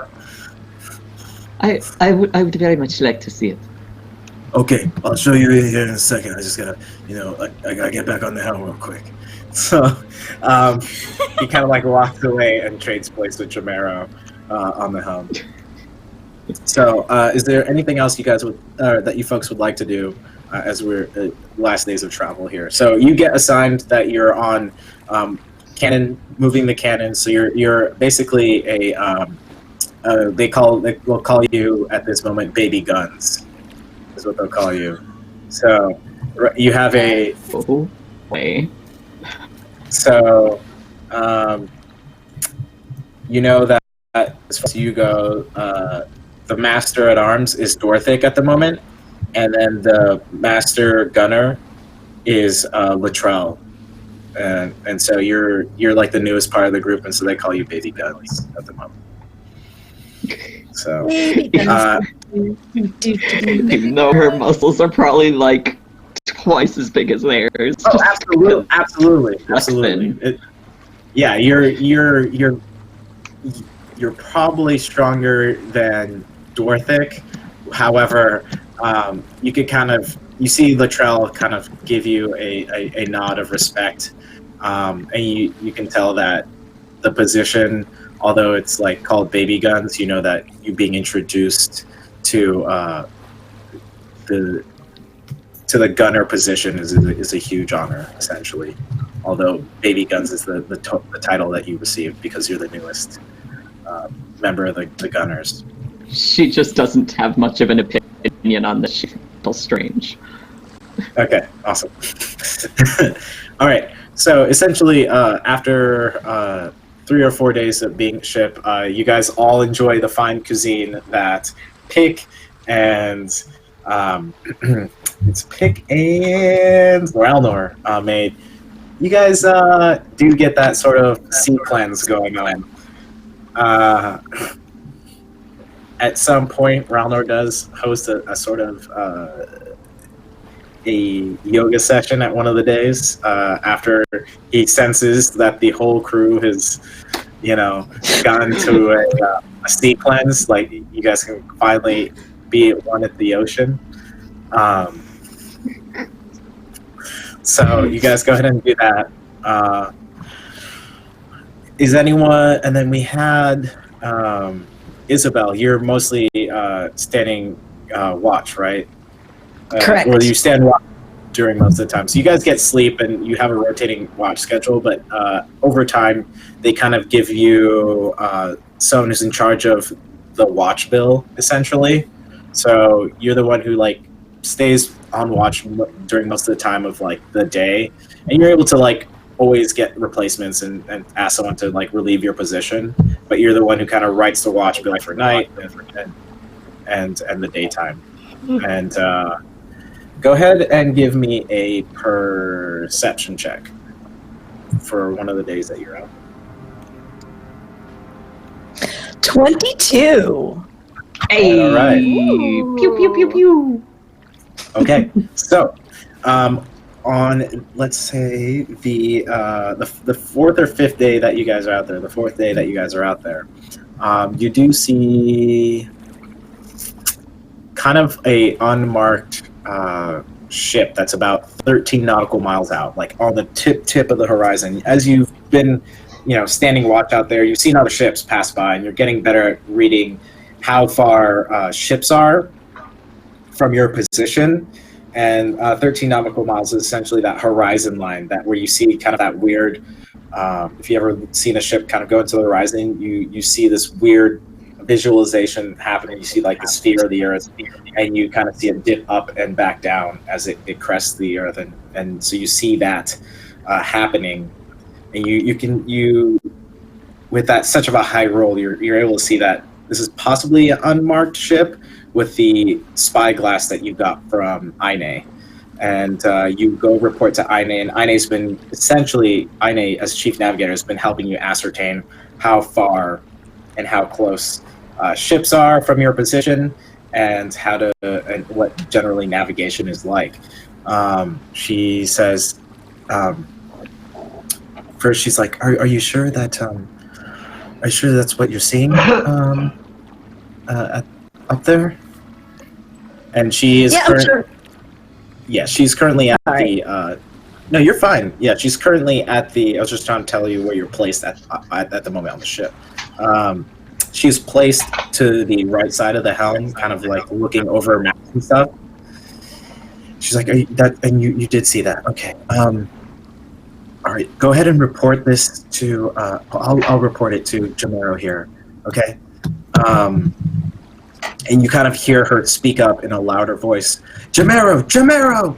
And Jamero's like, okay, what's going on? And he makes his way over to where you guys are at. And he says, okay, let me see the spyglass really quickly. Yeah, he grabs the spyglass from you, and he makes his way up. He's like, come up with me, and he takes you up to the bird's nest. And from there, it looks like the ship is now currently picking up more speed than it was earlier. And he's like, okay, we probably have about like a 20-minute window to intercept them. I think this is the ship that we're looking for. We need to get everyone in battleship positions. And so he like looks at you. He starts blowing the bosun pipe from the top of the bird's nest. And everyone that's currently on the ship, you guys hear kind of this high-pitched bosun pipe at the moment, and you hear Jamero say,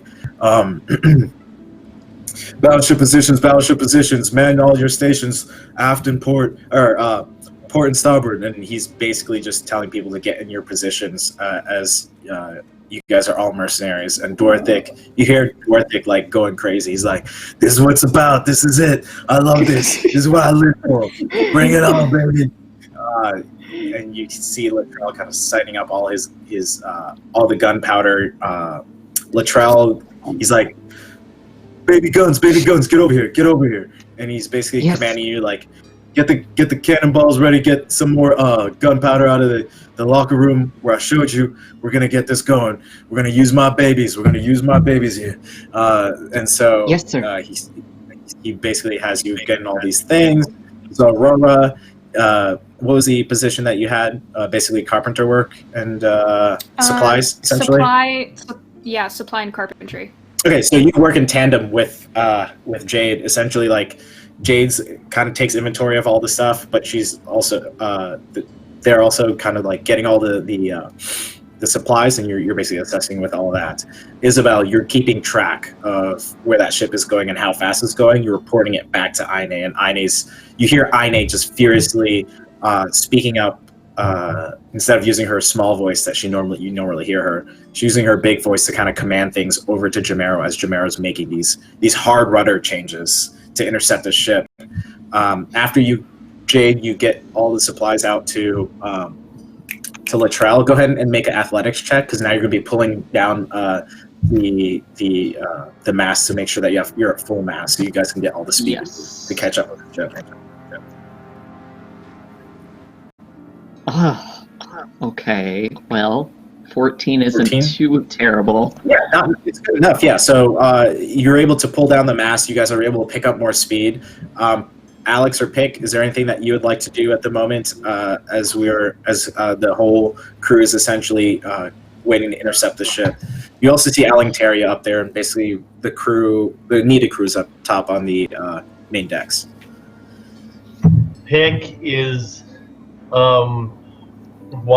Pick kind of watches everyone getting like ready for a fight. And he looks very obviously uncomfortable at the chance that there's about to be violence. So he's just kind of backing himself into a corner somewhere, like he's under the stairwell, just kind of like peeking out every once in a while, just kind of watching to check out what's going on and to see if there's any trouble. Otherwise, he's just going to stay safe and half hidden for now. Okay, good to know. All right, so as you folks are making your way towards intercepting this ship, you guys get closer and closer, and you see you get closer, and now you're about, let's say, 2 nautical miles in, 1 nautical mile in, and you guys are coming to intercept them and going alongside. Everybody make a dexterity check as you see Jamero basically turn the rudder hard right, and you hear Ine basically say, brace yourself, hard rudder right. And so you guys feel the whole ship list, and I need everyone to make dexterity checks. How we are here. So we got 17, 20, 16. We need one more person. I think that's you, Pick. Yep. Oh. Okay. Ow. Perfect. All right. So what do we got here? Isabel.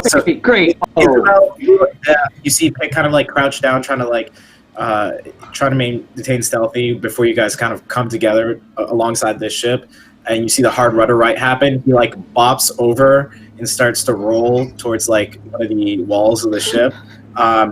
You or Sasha can make a athletics check to like make sure that he doesn't like essentially almost fall off overboard. Let's do, for me, an athletics check. 8. 8. Okay, and that's from you or Sasha? Me. So 8. You're able to kind of like get a hold of him at the moment as the whole ship is listing, but you feel like it's kind of loose, and we'll get back to that here for a second. You guys all list, you folks all list alongside this ship, and now you're coming side by side with them. We'll have. Let me see. Let me think here. Because I need, Jade, you're going to be making a check here, and I'm trying to ascertain what check you're going to be making. Let me figure out here.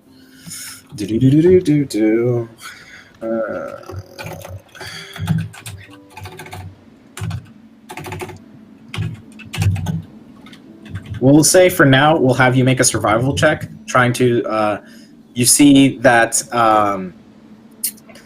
you see Latrell lining up the cannon, and you're trying to assist him. And as he's like making sure the shot is good, he's like, light the cannon, light the cannon, light the cannon now.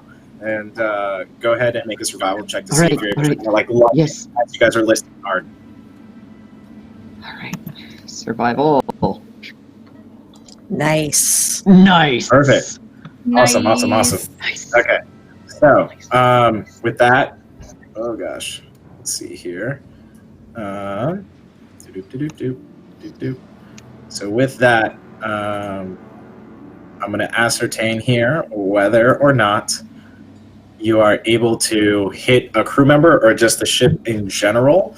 I'll have you make make another roll. Use your dexterity modifier, and we'll see if you hit either a crew member or just a part of the ship. And Sorry, my roll damage. laptop cut out a little bit. What am I rolling for hit crew or ship? Roll a d20. Add your dexterity modifier. It's just a bare one of those. Okay. Let's see.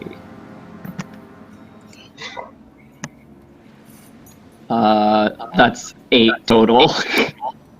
Okay, no worries. So you're going to hit the general part of the ship. I want you to roll, if you can manage it. Go ahead and roll. I'm getting the handle of this. I think it's 8.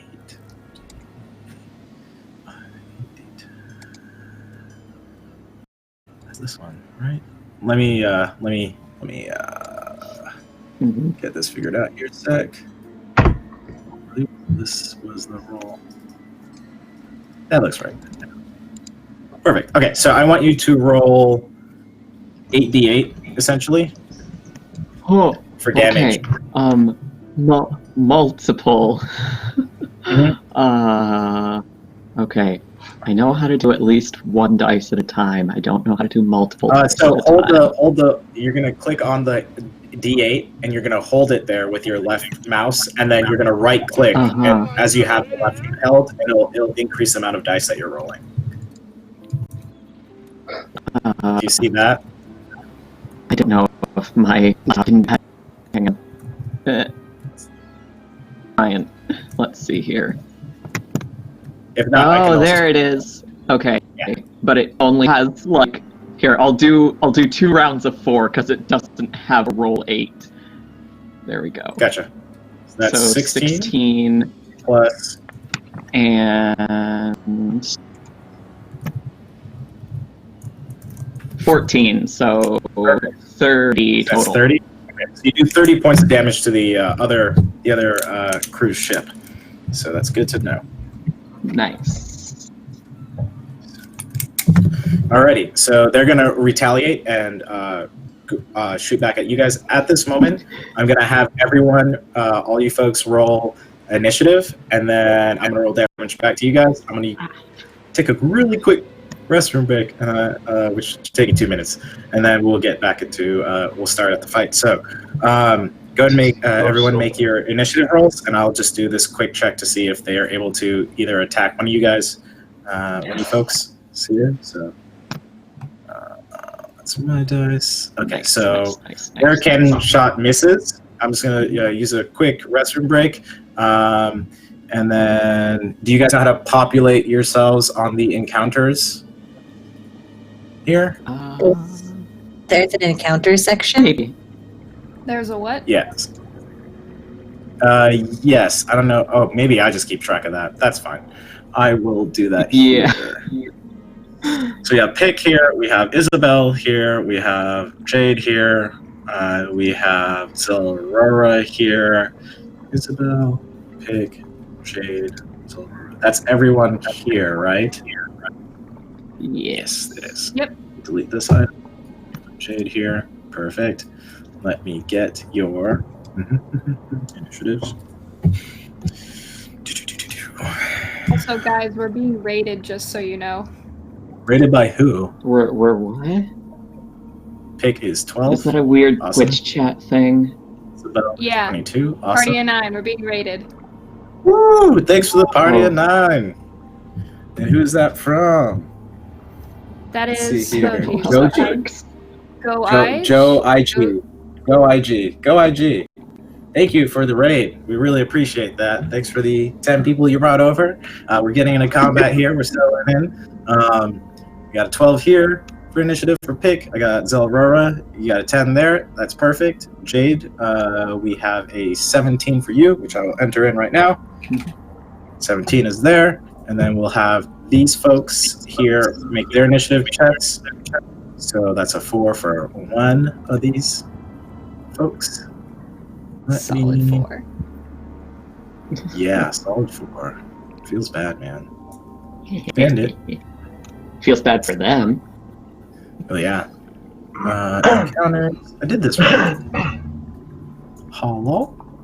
I need adult. Oh, there it is. Is this? Ha, got it. There we are. We in there. 1, 2, 3, 4, 5, and 6. All right. And then we have Mr. Bandit.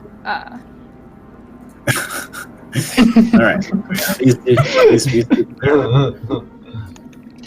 Next time, I will pre-roll initiatives because I'm still getting used to this app, and I think I can pre-roll the initiatives, which would be awesome and save a whole bunch of time.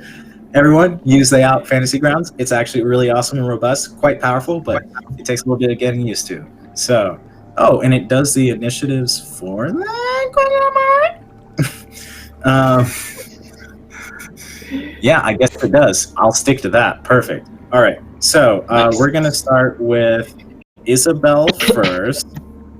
Isabel, go ahead and figure out what you're going to do. I'm going to use the restroom. It's literally going to take me 1 minute, but I will be right back. Go ahead and Isabel, figure out what you're going to do. If you guys want initiative order on how things are going, just so we can be more fluid here, we have Isabel, followed by Bandit Captain, another Bandit Captain, 2. We have Jade next after that, then Pick, and then 6 bandits, and then Zilrora after that. So just so you guys know, think about your actions so when I come back, everything's running smoothly. Be right back. It'll take 1 minute. Rounding out the initiative, guys. Yay! What's I'm good? excited. We're starting to figure this out. I'm still trying to figure out what the map is on Fantasy Grounds. If you go Imagine to he was images putting and down maps, I think Yeah, there's then I still only the one. Yeah, we have the moored. It's not I don't loading think we though. have another one. Yes. Yeah. Oh, that's odd. I swear, we know what we're doing. We are professionals. We definitely. We are good at what we do. I mean, y'all could say you're a professional. I just know I'm a barely successful amateur. I'm a barely successful adult. And Yeah, adult to your that's a good way to describe it. I'll be right back as well. Okie doke. I like to say I'm a child with a drinking permit. And a voting permit. Well, yeah, but let's be real here.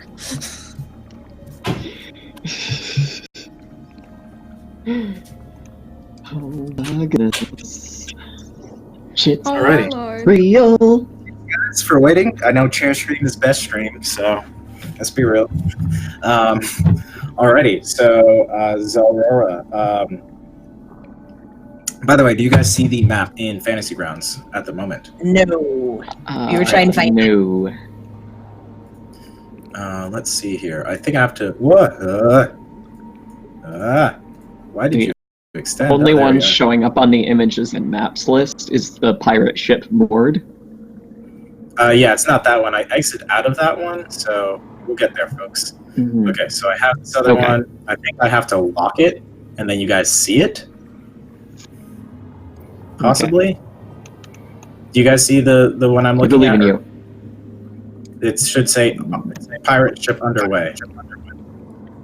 No. No, Let's see. we got pirate ship Nope. moored.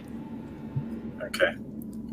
Also, We don't- North of Valhalla would like you to know that at the bottom of the combat tracker, you as the GM can roll for everyone. Ah. Oh. Thank you, North of Valhalla. You're the real MVP, dog. Alrighty, so we have this. Are you guys able to see what I'm looking at yet, or no? I'm locking this. Main map here. don't think so. Okay. North of Valhalla also says right-click on the map, GM, then share. Right click on the map, GM. Minimize, resize, close window. Share sheet. Share sheet. Aha! Hey, It's loading. North of Valhalla. North of You Valhalla. are the real MVP. Good job. Where would I be without you? Alrighty. So we have our encounters here. I will build the encounter very quickly. It'll be great. The true hero. Yes. Hooray. It's still loading for me, but... Oh, there, now I actually see it on the screen. Oh, yay! Yay, we have a map. I see it on the stream screen. You guys see the scribble of like a map frame, essentially? And there should be tokens populating on that. Mm-hmm. Yeah, I see. Mm-hmm. I see. Yes. Mm-hmm. Okay. Yeah, because I essentially had to do now it's pre-stream doodle. Super It's beautiful. amazing. I know. It's my masterpiece. How can we tell which is which, out of curiosity? Which one's which what? Who token? I think Which token is who? the Oh yeah, we Who need to put token? you. fancier ship is ours.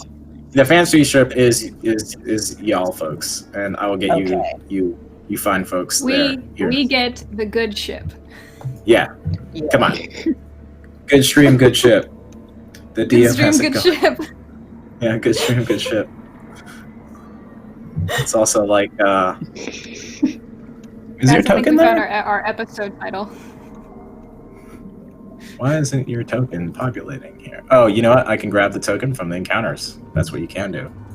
Go back to my encounters. There we are. There we are. There we are. Isabel. Whoop. There you are. Oh, And then Jade. There you are. there's me. Pick.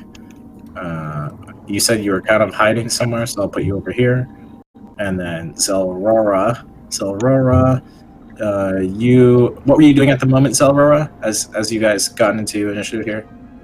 I believe I was helping with supply and helping Jade get everything that. Okay, so you'll be right here as well. Isabel, Yeah, Jade, yeah. Zelrora, Pick. Pick was there. So you guys are all over here. And then as far as the ship crew goes, we'll kind of next stream, I promise I'll have the ship crew there. We'll have all the whole squad will be all lit up in there. So right now you hear Jamero saying that we're going to go alongside them. We have a moment here before we go in. And so you see him turning the rudder right into them. So from that order, you essentially know that you guys will be crashing side by side with this other ship. But at the moment, you guys have a free round to kind of do whatever range things you would like to do. So, Isabel, you are first. What would you like to do? I am going first and foremost. Can I see like the captain on the ship? Yeah, so if you look onto the map, you'll see on the very left side of the screen where there's like a kind of a scribbled oval. To the left of that, you see the captain. Basically, he's on the helm as well on the other side of the ship. He's right there. So. Okay, I would like to hunters mark him. Okay, so you will hunters mark him. Ooh. Ooh. Let's do pointers, minimize. We have drawing. We have pointers. We have a draw circle. That's really handy. Do you guys see the circle there or not? Yeah. Dope. Yeah, we Yep. Me. I'm a real Fantasy Grounds DM now. Okay, so Yay! you successfully hunters mark him. What else would you like to do? Well, that's a full action. Can I prep an arrow with a bonus action? Is Hunter's Mark? I thought Hunter's Mark was a bonus action. Is it not? You may need to look that up. I believe it is a bonus. You're right. It is a bonus action. I would like to take a pot shot at him. And I believe you're in range of that. Let me, with this cool little thing of Fantasy Grounds, look at this. I found this out. So you're Isabel over here. We have a whoop pointers, and we have a draw arrow. You can go like, wham, 65 feet. Look at that. Nice. Is 60 feet your maximum like inner range? Because there's always like for bows and arrows and ranged weapons, there's an inner range and an outer range. 150 feet. Okay, so 150 feet is your inner range? Yeah. Okay, perfect. So you don't have to roll disadvantage or anything. So you're going to be able to make that shot. Go ahead and roll to see if you hit. Hold on, I have to math. Quick maths. 14 to hit. 14 to hit. Let me see. Okay, so you basically just hit as you pull the shot back and you're looking straight at him. You release the arrow, and you see that the arrow has a good flight line. It's basically arcing down straight towards him, and you basically have it locked on. But right as it's about to hit him, he's kind of turning the rudder a little bit so that he can crash into you a little bit more aggressive. And so it basically hits one of the spokes of the rudder, and you just see now the arrow kind of going around with the rudder. Or not the rudder, but the helm. The steering wheel, the helm. Isabel didn't hiss. Okay. The captain. Okay, you hissed. Awesome.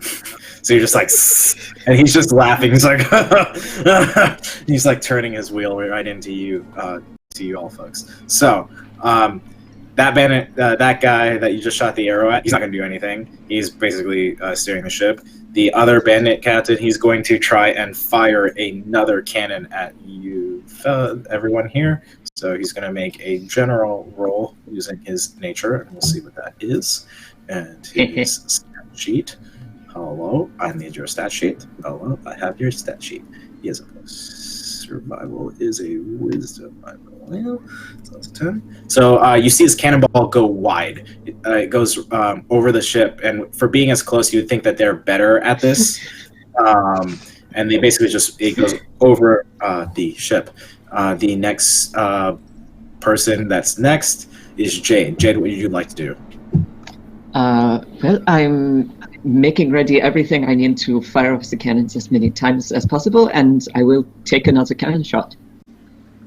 All right, so for this evolution of things, you already let a cannon shot go. It's going to probably take a whole action to load the cannon again and require a check. So if that's something you would like to do, you're going to have to require action on a skill check on that. Is that something you want to do or something else? I'll do that. Okay, you'll do that? Okay, so go ahead and make a survival check, essentially, to see if you are able to. The map is hiding my thing. Skills. Survival. Yeah. Nice. Yes. Yeah, you're able to essentially get the cannon all loaded, so on your next turn you can go ahead and fire that off. And since you rolled so high, we'll do something special. Try and get into the action of things. This might not probably happen every time, but we'll do it for this case. If you want to hold an action to fire at the right moment, right before your turn, we'll let that happen on your next turn. Yes. And then you can take your regular action to do whatever you'd like to do. Okay? Perfect. Yes. Don't fire till you see the whites of their eyes. I mean, what? Yeah. Dang, Jay's already murdering people already. It's your turn next. So pick. Go ahead and make a quick dexterity check. This is essentially seeing if you're able to avoid going over the ship because you weren't able to make your roll and someone couldn't keep you upright as you were rolling down. Hey, we got there, folks. So 14, you're able to stabilize yourself, not losing your action or bonus action, so you're able to keep that. You're able to stabilize yourself, knowing that you see Isabel and Sasha basically looking at you to steel yourself and help out. What would you like to do? Well, Pick was doing all good right up until the cannon started firing, and now he's just looking around nervously. Oh, geez. Oh, geez. Oh, geez, eh? Oh, geez, eh? Oh, dear. Oh, dear. Oh, geez, eh? And then there's going to be one of them, I don't know, maybe the cannon echoes a little too much near him, or maybe a cannonball goes firing by him, but he's gonna spook hard, and he's gonna use his wild shape, and he's gonna shift into a moose. Nice. Nice. Okay.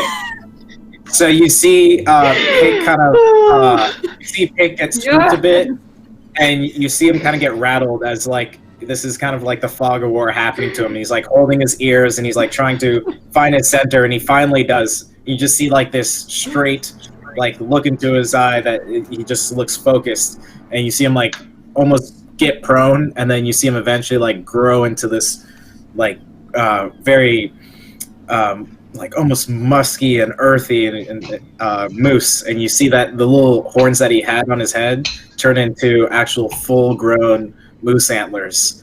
And as you being in your moose form, you kind of smell the gunpowder, and it kind of gets your whole body excited, and you're like, I don't know what I'm experiencing right now, but your moose form's kind of taking over. All right. Yeah. Perfect. That's it. All right.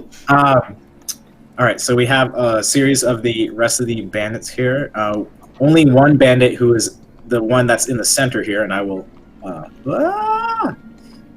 mark him or doodle him here in a second. Drawing. I would like to enter drawing mode. So this guy, or this person right here on the crow's nest, indicated by an arrow, they are going to essentially shoot a shot at you, Isabel, seeing that you're a threat. And you see that he has like this kind of longish-looking rifle that he took some time to prep to get loaded, and it's basically like a long musket. And he's going to fire it at you. Let's see what he rolls. Bandit, I need your stats. Got it, coach. Okay, so we'll just use the normal. This one. Oh, not that one. That's not the roll I want. That's the roll I want. Hell yeah. Okay, 17. This is 17. Just barely. 17 hits. Okay. So I have this perfect. That is the exact die roll I would like. So you get hit with 8 points of damage. Go ahead and do you know how to take that damage down from yourself? Yes, I do. Perfect. Go ahead and make those changes now. So you hear Pick, as you heard the gunfire from the cannon go off, you also hear like this a smaller boom happen. You hear and kind of just rings, and you see Isabel like clutch at her shoulder for a second and try and like steady herself. As the last thing you saw was her looking at you just to like get your stuff together, and she like clutches her. You clutch your shoulder, Isabel, and you basically try and hold your arrow and steady yourself. You see Isabel, you see Sasha, basically keeping you steady. All right, and then we will go to Aurora. So Aurora, it is your turn next. We're basically skipping a bunch of them because they have nothing to do until they crash into your ship. All right, awesome. So I was helping with the cannons. So are cannons above deck or below deck? It's below deck, right? The cannons are above deck. They're open. Oh, they're above deck. Yeah, they're above deck. Everything is above deck here. The ship isn't big enough because you have like a ship that's basically like a sprinter. It's the biggest sprinter ship you can kind of have, so you guys move fast. It's like a reconnaissance type of ship, so you're not meant to actually have like too many cannons on board. That's why you only have 2. The other ship has more than 2 cannons. They have like 4 on there. So yeah, above decks is essentially what you got going on there. Okay, cool. And so I see where I am, and then the bandit right across the way. How far is he from me?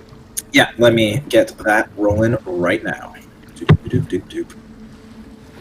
You are Aurora. I have a pointer. I have arrow. And I have the one that's right across from you. The one that the regular Yes. B token, or the one that's more drawn out. Like Regular B token. okay, perfect. That's a 2, and that's incorrect. Oh, 20 feet. 20 feet. 20 feet. Okay, Yeah. cool. So I have 2 hand axes. Ooh. Thrown 2060. Yeah, So that's does right that where you need mean it. That's right where I need it, so no disadvantage or anything? No, Okay, the ship's perfect. been moving a little bit closer to you folks here, so I'll just say it's not disadvantage. Just go and make that roll. Okay, perfect. Then I'm going to throw.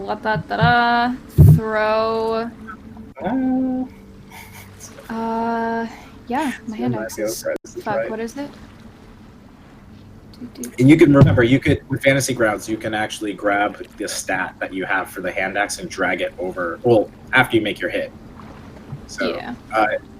Whatever. I think it's strength based for you actually to throw. It's strength based for me, so that And you is. still Wait, hold up. have it. No, that's incorrect. Hold on. That's different. That's damage. Guys, I swear Yeah. to God, I know what I'm doing. 13. That's 13 to hit. 13 to hit regular boy. Regular boy. That hits. And we'll just take Okay. that 4 damage. And so we will do Okay, that 4 and damage. it's 4 plus 3, so 4, 5, 6, 7. Okay. So combat 7 tracker. damage. 7 damage to this fellow. Oh. That's wrong. That's right. And we shall do it to this fellow. 7 damage. Okay, so you basically grab your axe and you see the gunshot happen over to Isabel. You look towards her, and it's like fuels your anger. You end up throwing the axe end over end. It goes, and it basically hits him right in the neck. And you see him like grabbing his neck and trying to hold it together, and he's basically prepping the cannon still with like one of his hands as he gets struck. He looks like he's about to go at any minute. Can I the guy, bonus the bandit guy next action? to him. Oh, go ahead. Yeah. Can I bonus action throw my other hand axe? Is that one of your things that you can do as a fighter? I think you get 2 hits or something like that. I get. You have you have to see if the fighter is just for melee attacks or another like thrown attack. I'm not quite sure. Here. I have no idea. We'll rule on it Where's yes for now. We'll run it yes for Yeah. now, and then we'll look at that after the game. So go ahead and make that next attack. Okay, cool. That is 9, 10, 11, 12, 13, 14 to hit. That hits. Go ahead and roll damage again. Same fellow. Okay. And how That much is damage? 6. Okay, he 6 did. damage. Nice. So Nice. basically, you Nice. take that person out from being able to man the cannon, and that one is going to die. You basically get the other axe, and you waft it over stronger this time, and it goes end over end at a 45-degree angle to meet with the other axe on the other side of his neck. You basically get it into his neck, and it almost like flops his whole head over. It's still attached a little by like muscle and skin, and you see this happening, and the other bandit captain is just going to basically throw him over the ship because he's like useless at the moment. So you just see him roll over the side of the ship and go, and your ship is still moving. My hand axes are in the ocean now. Yes. Oh So no! you see his body basically get carried away by the current as you guys or you folks are still going away from his body now. That's just sinking there or floating there in the ocean.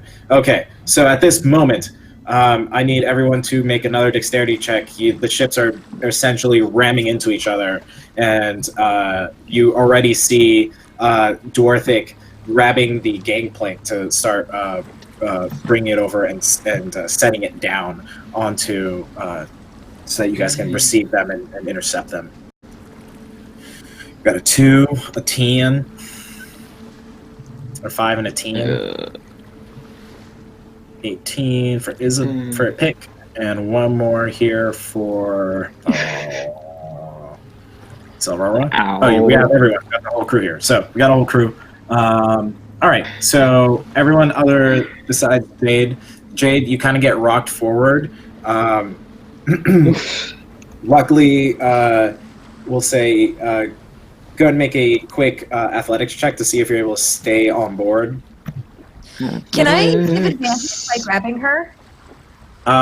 If you want to, I'll say if you use, this is weird because it's happening so fast. I say if you want to use your reaction maybe to keep her up, go ahead and do that and assist. You can use that. Just using the help action to give her advantages there. So. Yeah. Okay, let's see if I can figure out how to do this. Athletics. Mm-hmm. Okay, Yeah, good enough. So 13.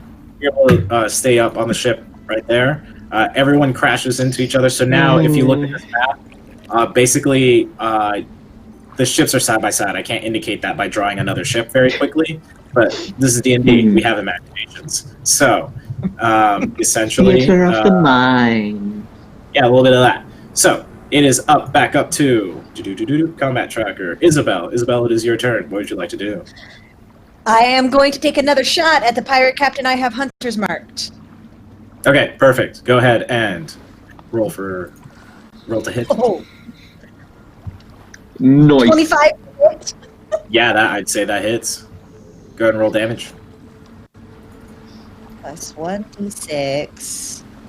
5 points of damage. 5 points of damage. All right.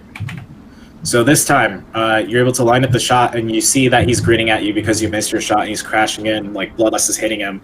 You grow and grab your arrow and unleash it towards the bandit captain there. This time, instead of getting caught up in one of the spokes, it goes through one of the spokes and hits him in the chest, and he holds it and he like grins like he's ready for combat, like that put him in the moment. But you know that there's some like a little bit of blood trickling down to his leathers. That is his turn. Is there anything else you'd like to do? That was your action. Anything for a bonus action? No. Okay, perfect. So that was that. You hear this bandit basically yell to the this bandit captain yell to the other bandit that's like close to him, or the other pirate that's close to him, that they're going to switch positions. So now he's going to take his movement, going 1, 2, 3, 4, 5, and 6 over here, and that's going to be his. Oh, he's going to make an attack with a ranged attack with like a little small musket. And we'll go. We'll roll this here. So 15. Does a 15 hit you, Isabel? No. Okay, so you see the musket being pulled out this time. You see it happening as he's pulling it out, as you got shot from the first time, so your eyes are a little bit more aware. And he fires the shot, and you're able to kind of slightly duck out of the way as you see like the wood above you splinter off for a second. But you're still up standing. It was just like a quick one of the duck. You just ducked really quickly before it hit you. That's its turn. This other one, he's going to fire, and he's going to fire at Isabel, Jade, and Zalora. You guys are all there. He's going to try and attempt to fire at you. The other bandit camp's going to try and fire at y'all. So I will make this roll here. 19. So that's most likely going to hit everyone there, but I would like everyone to make dexterity checks, as the only people who are going to make dexterity checks, rather, or the other, is going to be Isabel and Zalora. Jade, you're going to be not able to take kind of the dexterity because he's firing directly at you. The shrapnel's coming towards Isabel and Zalora, if that makes sense. So, 10. Yep. So 10 and Isabel. Okay, so you guys will get half of this damage here. So let me roll it real quick. Meanwhile. Okay, so 16. So Aurora and Isabel, you guys, you folks take 8 points of damage, and let me see, and then you take 8 points of damage, Jade, and then you see Dorothy like right next to you, and you took essentially the cannon to the chest. You ascertain these cannons aren't as big as or as deadly as other ones that you've seen. They're basically just scrapped together. These cannons are makeshift, and you take it to the chest, and then you see Dorothy like gawk at you. He's basically like, "Oh my goodness, you got hit in the chest with a cannon. We're the same now. Look at this." And he's just like, he's getting all riled up at the moment. Jade is just like, yeah. Okay. So we have that going on. The other bandits are going to. Where are we here in combat? There we are. Perfect. So, Jade, you are next. What would you like to do? All right. Well, we've rammed into the ship now, so using the cannon. I'm not sure if it. Using a cannon at close range would probably do more damage to me, or / would do equal damage to our ship as it would to their ship from shrapnel. Depends what you roll.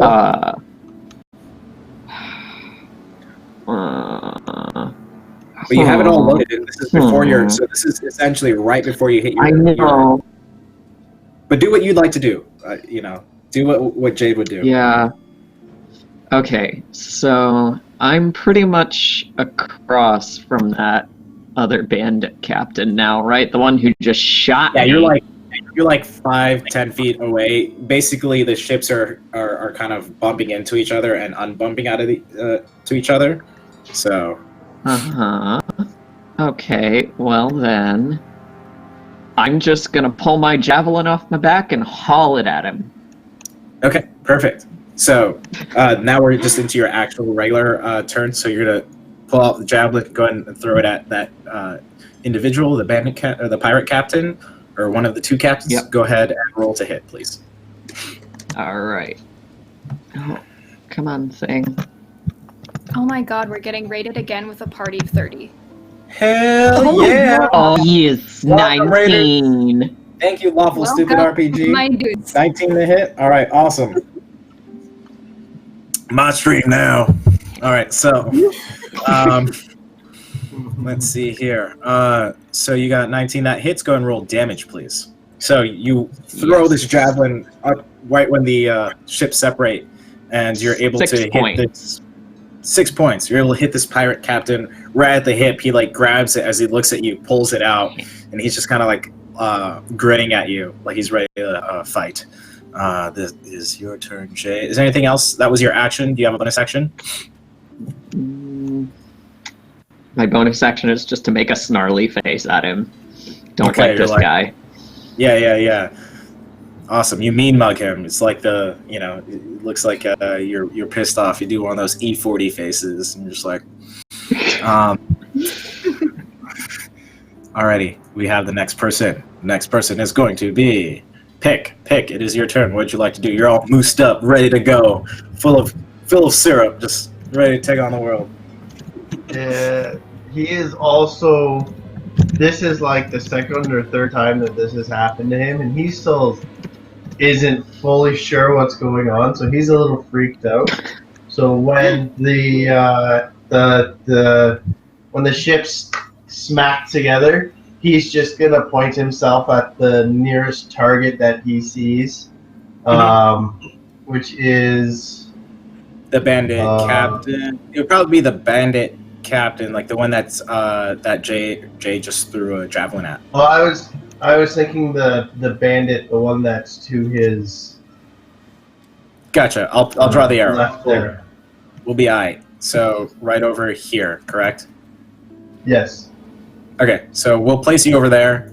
Just know that the ship is listed. They're both connecting and slamming each other back and forth. So, all right. So you're over there at the moment. You're able to make the leap over as they connect, and you slam over. In 1 second, you see this big, beautiful, mighty, strong horse jump up in the air, and it's almost like a still moment. You just see this weird kind of moment in your head.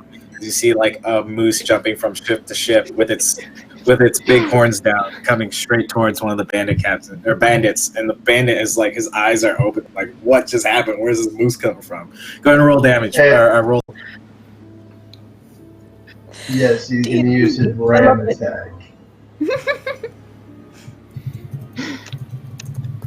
All right, pick 16. 16. Is that the roll with all the damage or the modifiers?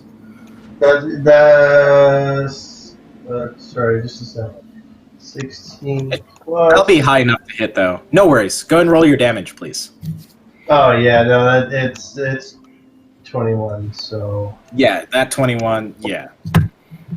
This guy's getting steep. Nice.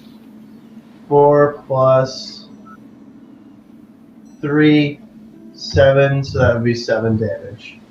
Perfect. Okay. So you do 7 points of damage as you moose leap into the air, and you come careen down with your huge like moose antlers, and you pin him against another barrel, and you see the air knock out. It's like, and he's like trying to like pull your horns off of him. Is there anything else that you can do, bonus action or otherwise? No, just gonna pin him and keep him trapped. Okay, he's going to try and attack you now because you're basically right with him. Bandit is going to go. All right, so this one is... Hey, look at that. Fantasy Grounds. Oh, please nerve. Okay, so 18. All right, so he's going to hit you, and he's going to roll this much damage. You get 3 points of damage done to you. And he's going to hit you one more time. 17. Unnatural 20 hit you, I believe? Yes, it does. AC 14. Perfect. Okay, so 2 points of damage. So you really haven't freaked out. Although he's hitting you, he's like slapping you almost with like he's like so freaked out that he's not using the sharp end of the sword. He's basically like slapping you with the blunt end of the sword, just trying to get this weirdo moose off of him that he didn't know came after him. So you take that damage. This other bandit is going to exchange places, use his full movement and dash to go over here. This bandit has not gone yet, so... Oh, he did. Yeah. That was his turn last time. Okay, so bandit 3. Bandit 3 is going to go. This one's going to take a shot now at Pick. So the one that is at the crow's nest in the middle of the doodle ship, the very dead center, is going to take actually, he's loading his weapon, so he's going to go next time. The next person going up is this one. He's going to make his way towards this weirdo moose. 1, 2, 3, 4, 5, 6. Makes it. Going to do 2 attacks towards you. I'm going to just make the roll twice to kind of speed this up here. No, that's not what I wanted here. So 17 and so that I believe only the unnatural 20 hits you. Pick, is that correct? Yes. All right, perfect. All right, so oops, not that. Here we are. So he's gonna do 2 points of damage. He's also freaking out with his buddy. You just see that's his friend that you basically have him attack. He's like, no, Leeks, no! And he's just trying to like also attack you. He's just hitting horn, but it's still enough to do some damage towards you. And you're just like, and just drag this other one. D&D, folks. We got mooses, we got magic, we got it all. All right, so 1, 2, 3. This one is essentially going to be over here with you, Jade. He makes his leap over the ship. He's going to melee attack you. Alright. Melee attack. So 19, does that hit? Motherfucker. That hits. This mofanky. 13, does that one hit? No, does not hit. Okay, so just 1 attack. So 3 points of damage. So he gets his sword and he's able to kind of slash right on your shoulder, and so you see like this glint of blood kind of trail down your shoulder as he is able to attack you. Now we're on that one, and then 1, 2, 3, 4. That one's loading. So we're now back up to Zelrora. Zelrora, what would you like to do with your turn? Okay. Are we doing flanking rules? Yeah. Flanking rules, yes. I will allow it. Okay, but perfect. Also, I they can flank you, so. Sounds good. I will take it. I would like... Can I move my piece? Yes. I believe so. Yes. Hey, look at that. Fantasy grounds, people. Hey, we're figuring it out. Okay, so flanking with Jade. I would like to... We're doing it! Oh my god. And I would like to draw my rapiers and just go at it. Yeah, go for it. Go hard in the paint. You go 18. Deep in the paint. So 18 to hit? 18 hits. Go and roll damage, please. Perfect. Okay, so 10 damage. Ooh. Nice. Oof. You love to see it, folks. So you find where his kidney is. You're kind of parrying and like attacking him, and he's distracted, so you're behind him. You find out where his kidney is, and you just plunge your sword, like first aggressively and then slowly in as you like look towards your teammate Jade right across from him, and like you like nod your head at Jade. What I think you have a second attack, right? Yes, but I'm not going to take that attack. Instead, I am going to rally. Ooh, So nice. I'm just gonna New pull a flex. pseudo bard. I'm gonna flex. I'm just gonna like flex and be like, Watch them while they flex. Club. "Hey, darling, you and me, we can do this." And All right. so rally. Oh my God, what is that? Okay, that is 8. 7, 8, 9, 10. So that is going to be 10 points of healing to Jade. All right, Jade, go ahead Yay. and mark that down. And temporary hit points. Isabel, it's your turn next. All right, I am going to take my... I don't have the map open. I'm watching on the tiny screen.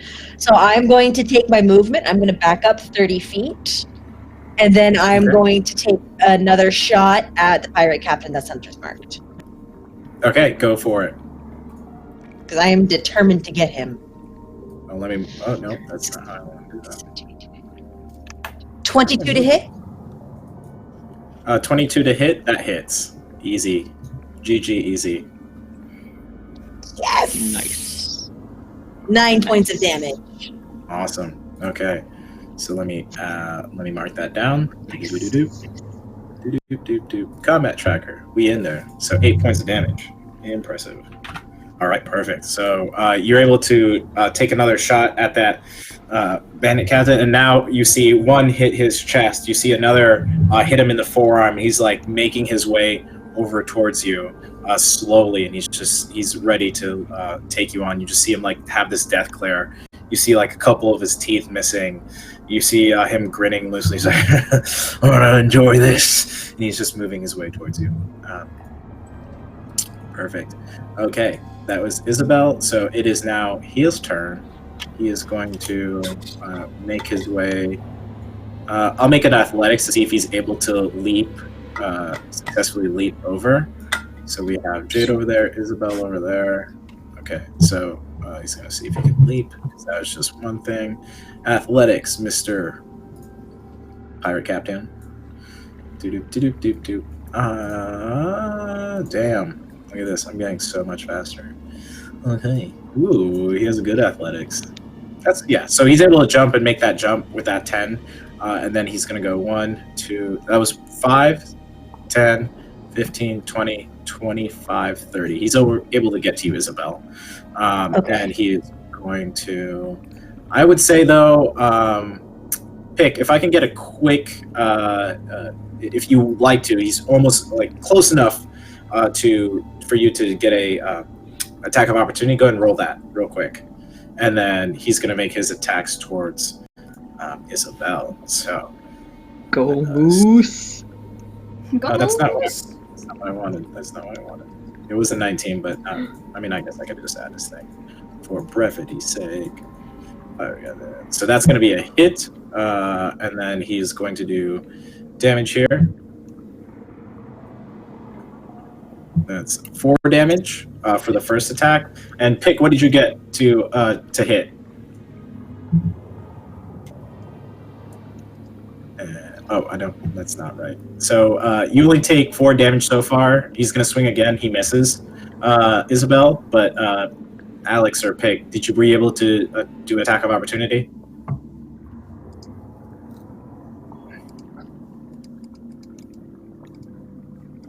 All right, Sorry, so I got 11.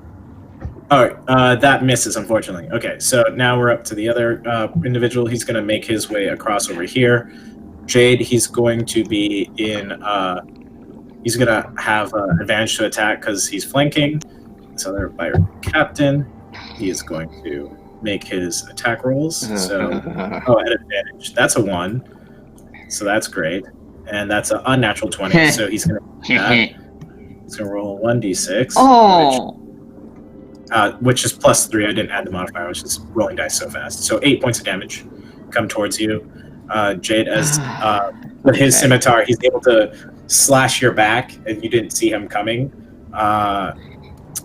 He is going to do another one at advantage here. And 15, does a 15 hit?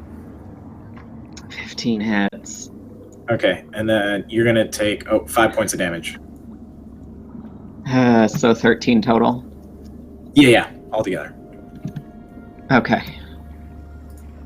Gotcha. Perfect. Ooh, Okay, she's so not happy about this. All right, so you take all that, and then let's do this. Just so you guys are mindful, we're coming close to time here. But Jade, it's going to be your turn. Pick, it's going to be your turn, and then we'll do our closing out from that point, and we'll continue battle next campaign, which is great. Or next session, because we can start off just in the middle of battle. So, Jade, it is your turn. What would you like to do? All right, so I've got the bandit guy in front of me who I'm flanking with Zelrora, and I've got the captain who just cut me in the back like a bitch. Like,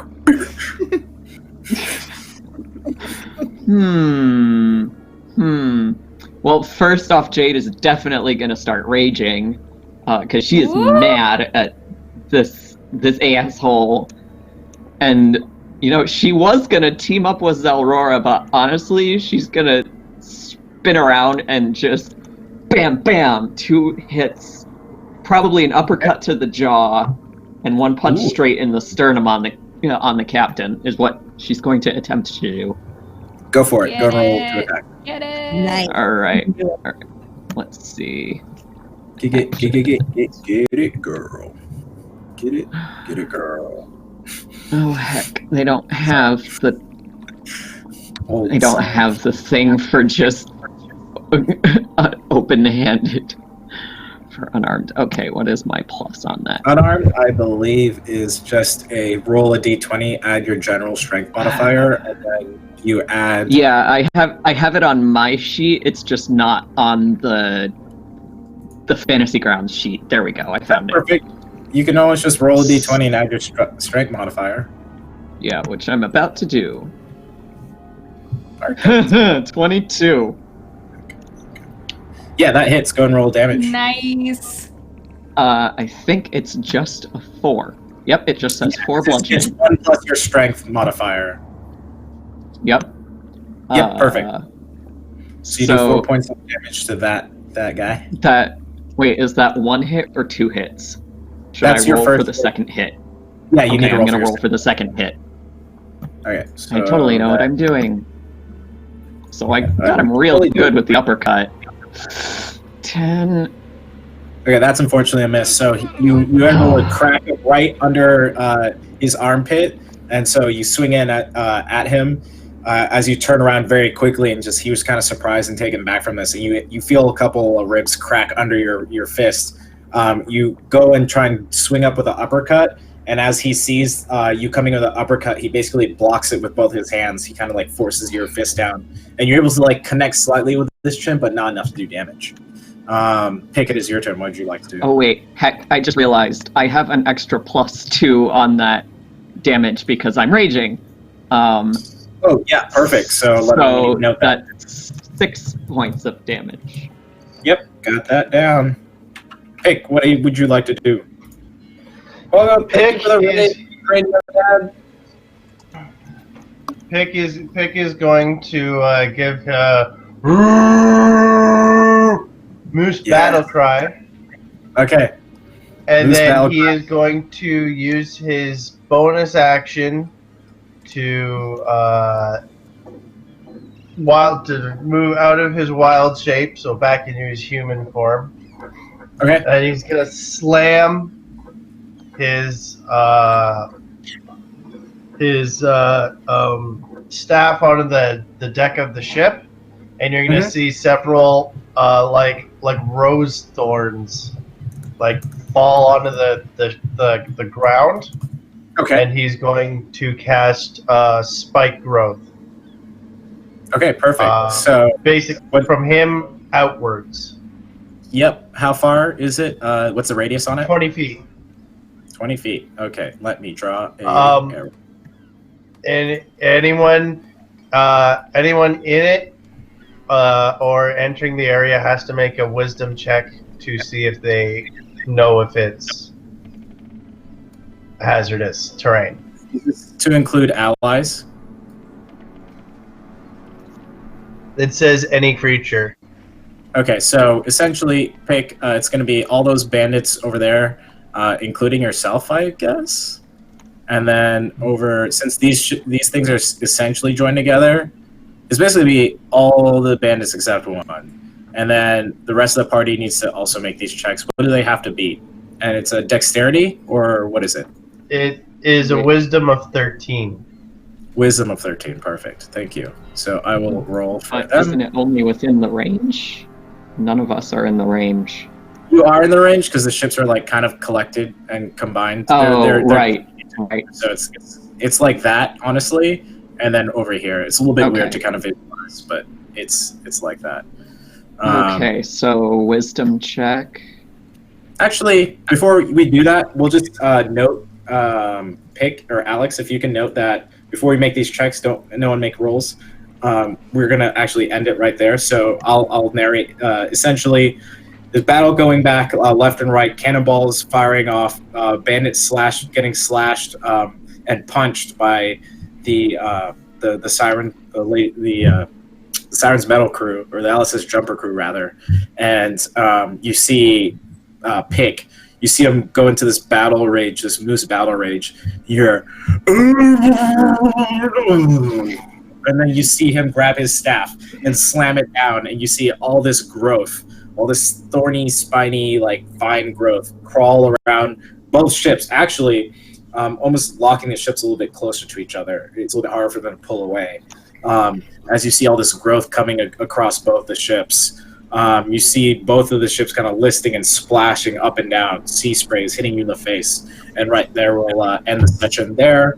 Next week, we'll end with everyone essentially kind of making these wisdom rolls to see if it becomes difficult terrain for them.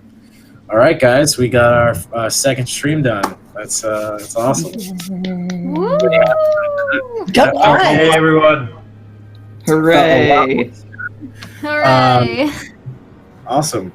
What did you guys think about the stream this today? Saturday? It was super fun. I'm super excited Especially about once being we able to have maps. You're super happy. What? Go ahead, darling. No, let them go first. Oh, I was saying that I'm very excited about it, especially once Jada actually got a job on the cannons. She's like, aha, I have a task now. And I think she's very well suited to it. Awesome. Yeah. What did you think, Lindsay? I loved it. Like, I love all the voices. I also, like Pepper, I'm so stoked that we have maps now. we have maps and things. It's so great. I'm really digging Zelra's inner turmoil with having to kill people. And it's a good time. I'm having a good time. It's taken out what was left. I'm also scared because she's a fighter, but she's a very squishy fighter. she's currently at 10 hit points, my dudes. Yeah. Yep. Alex, this is your first stream with us. How was it? I really enjoyed it. I had a lot of fun, and I gotta say it's a lot of fun being able to play the stereotypical Canadian. I'm looking forward to a lot more A's, and maybe we'll get some curling and drinking some maple syrup and We'll see if he can keep looking as cool as he's somehow made himself look so far. So we'll see what happens. I'm excited. Awesome. All right. So we got 5 minutes. Let's go around and let everyone know where they can find us on the interwebs.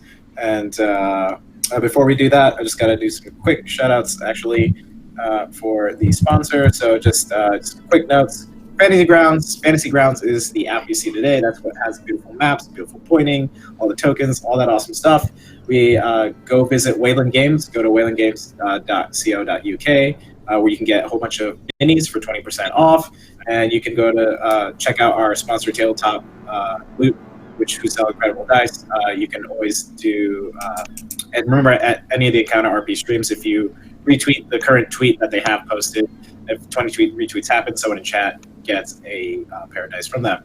Anyway, so let's go around really quickly. Let's start off with Alexei. Where can people find you on the interwebs? All right. You can find me at ASG Creations on Twitter with 2 underscores between ASG and Creations, or on Instagram, ASG Creations with a dot. Yep. Awesome. Lindsay. That's where I'm at. Yeah, so my name is Lindsay Bouchard. You can find me at DeBurbles, Bubbles the Mermaid on Twitter, as well as Something That Says Bubbles, all one word, all lowercase, on Instagram, Tumblr, and also in the Twitch chat. And yeah, look forward to seeing you guys next time. Sweet. All right, Alex, go ahead and give us where we can find you on the interwebs.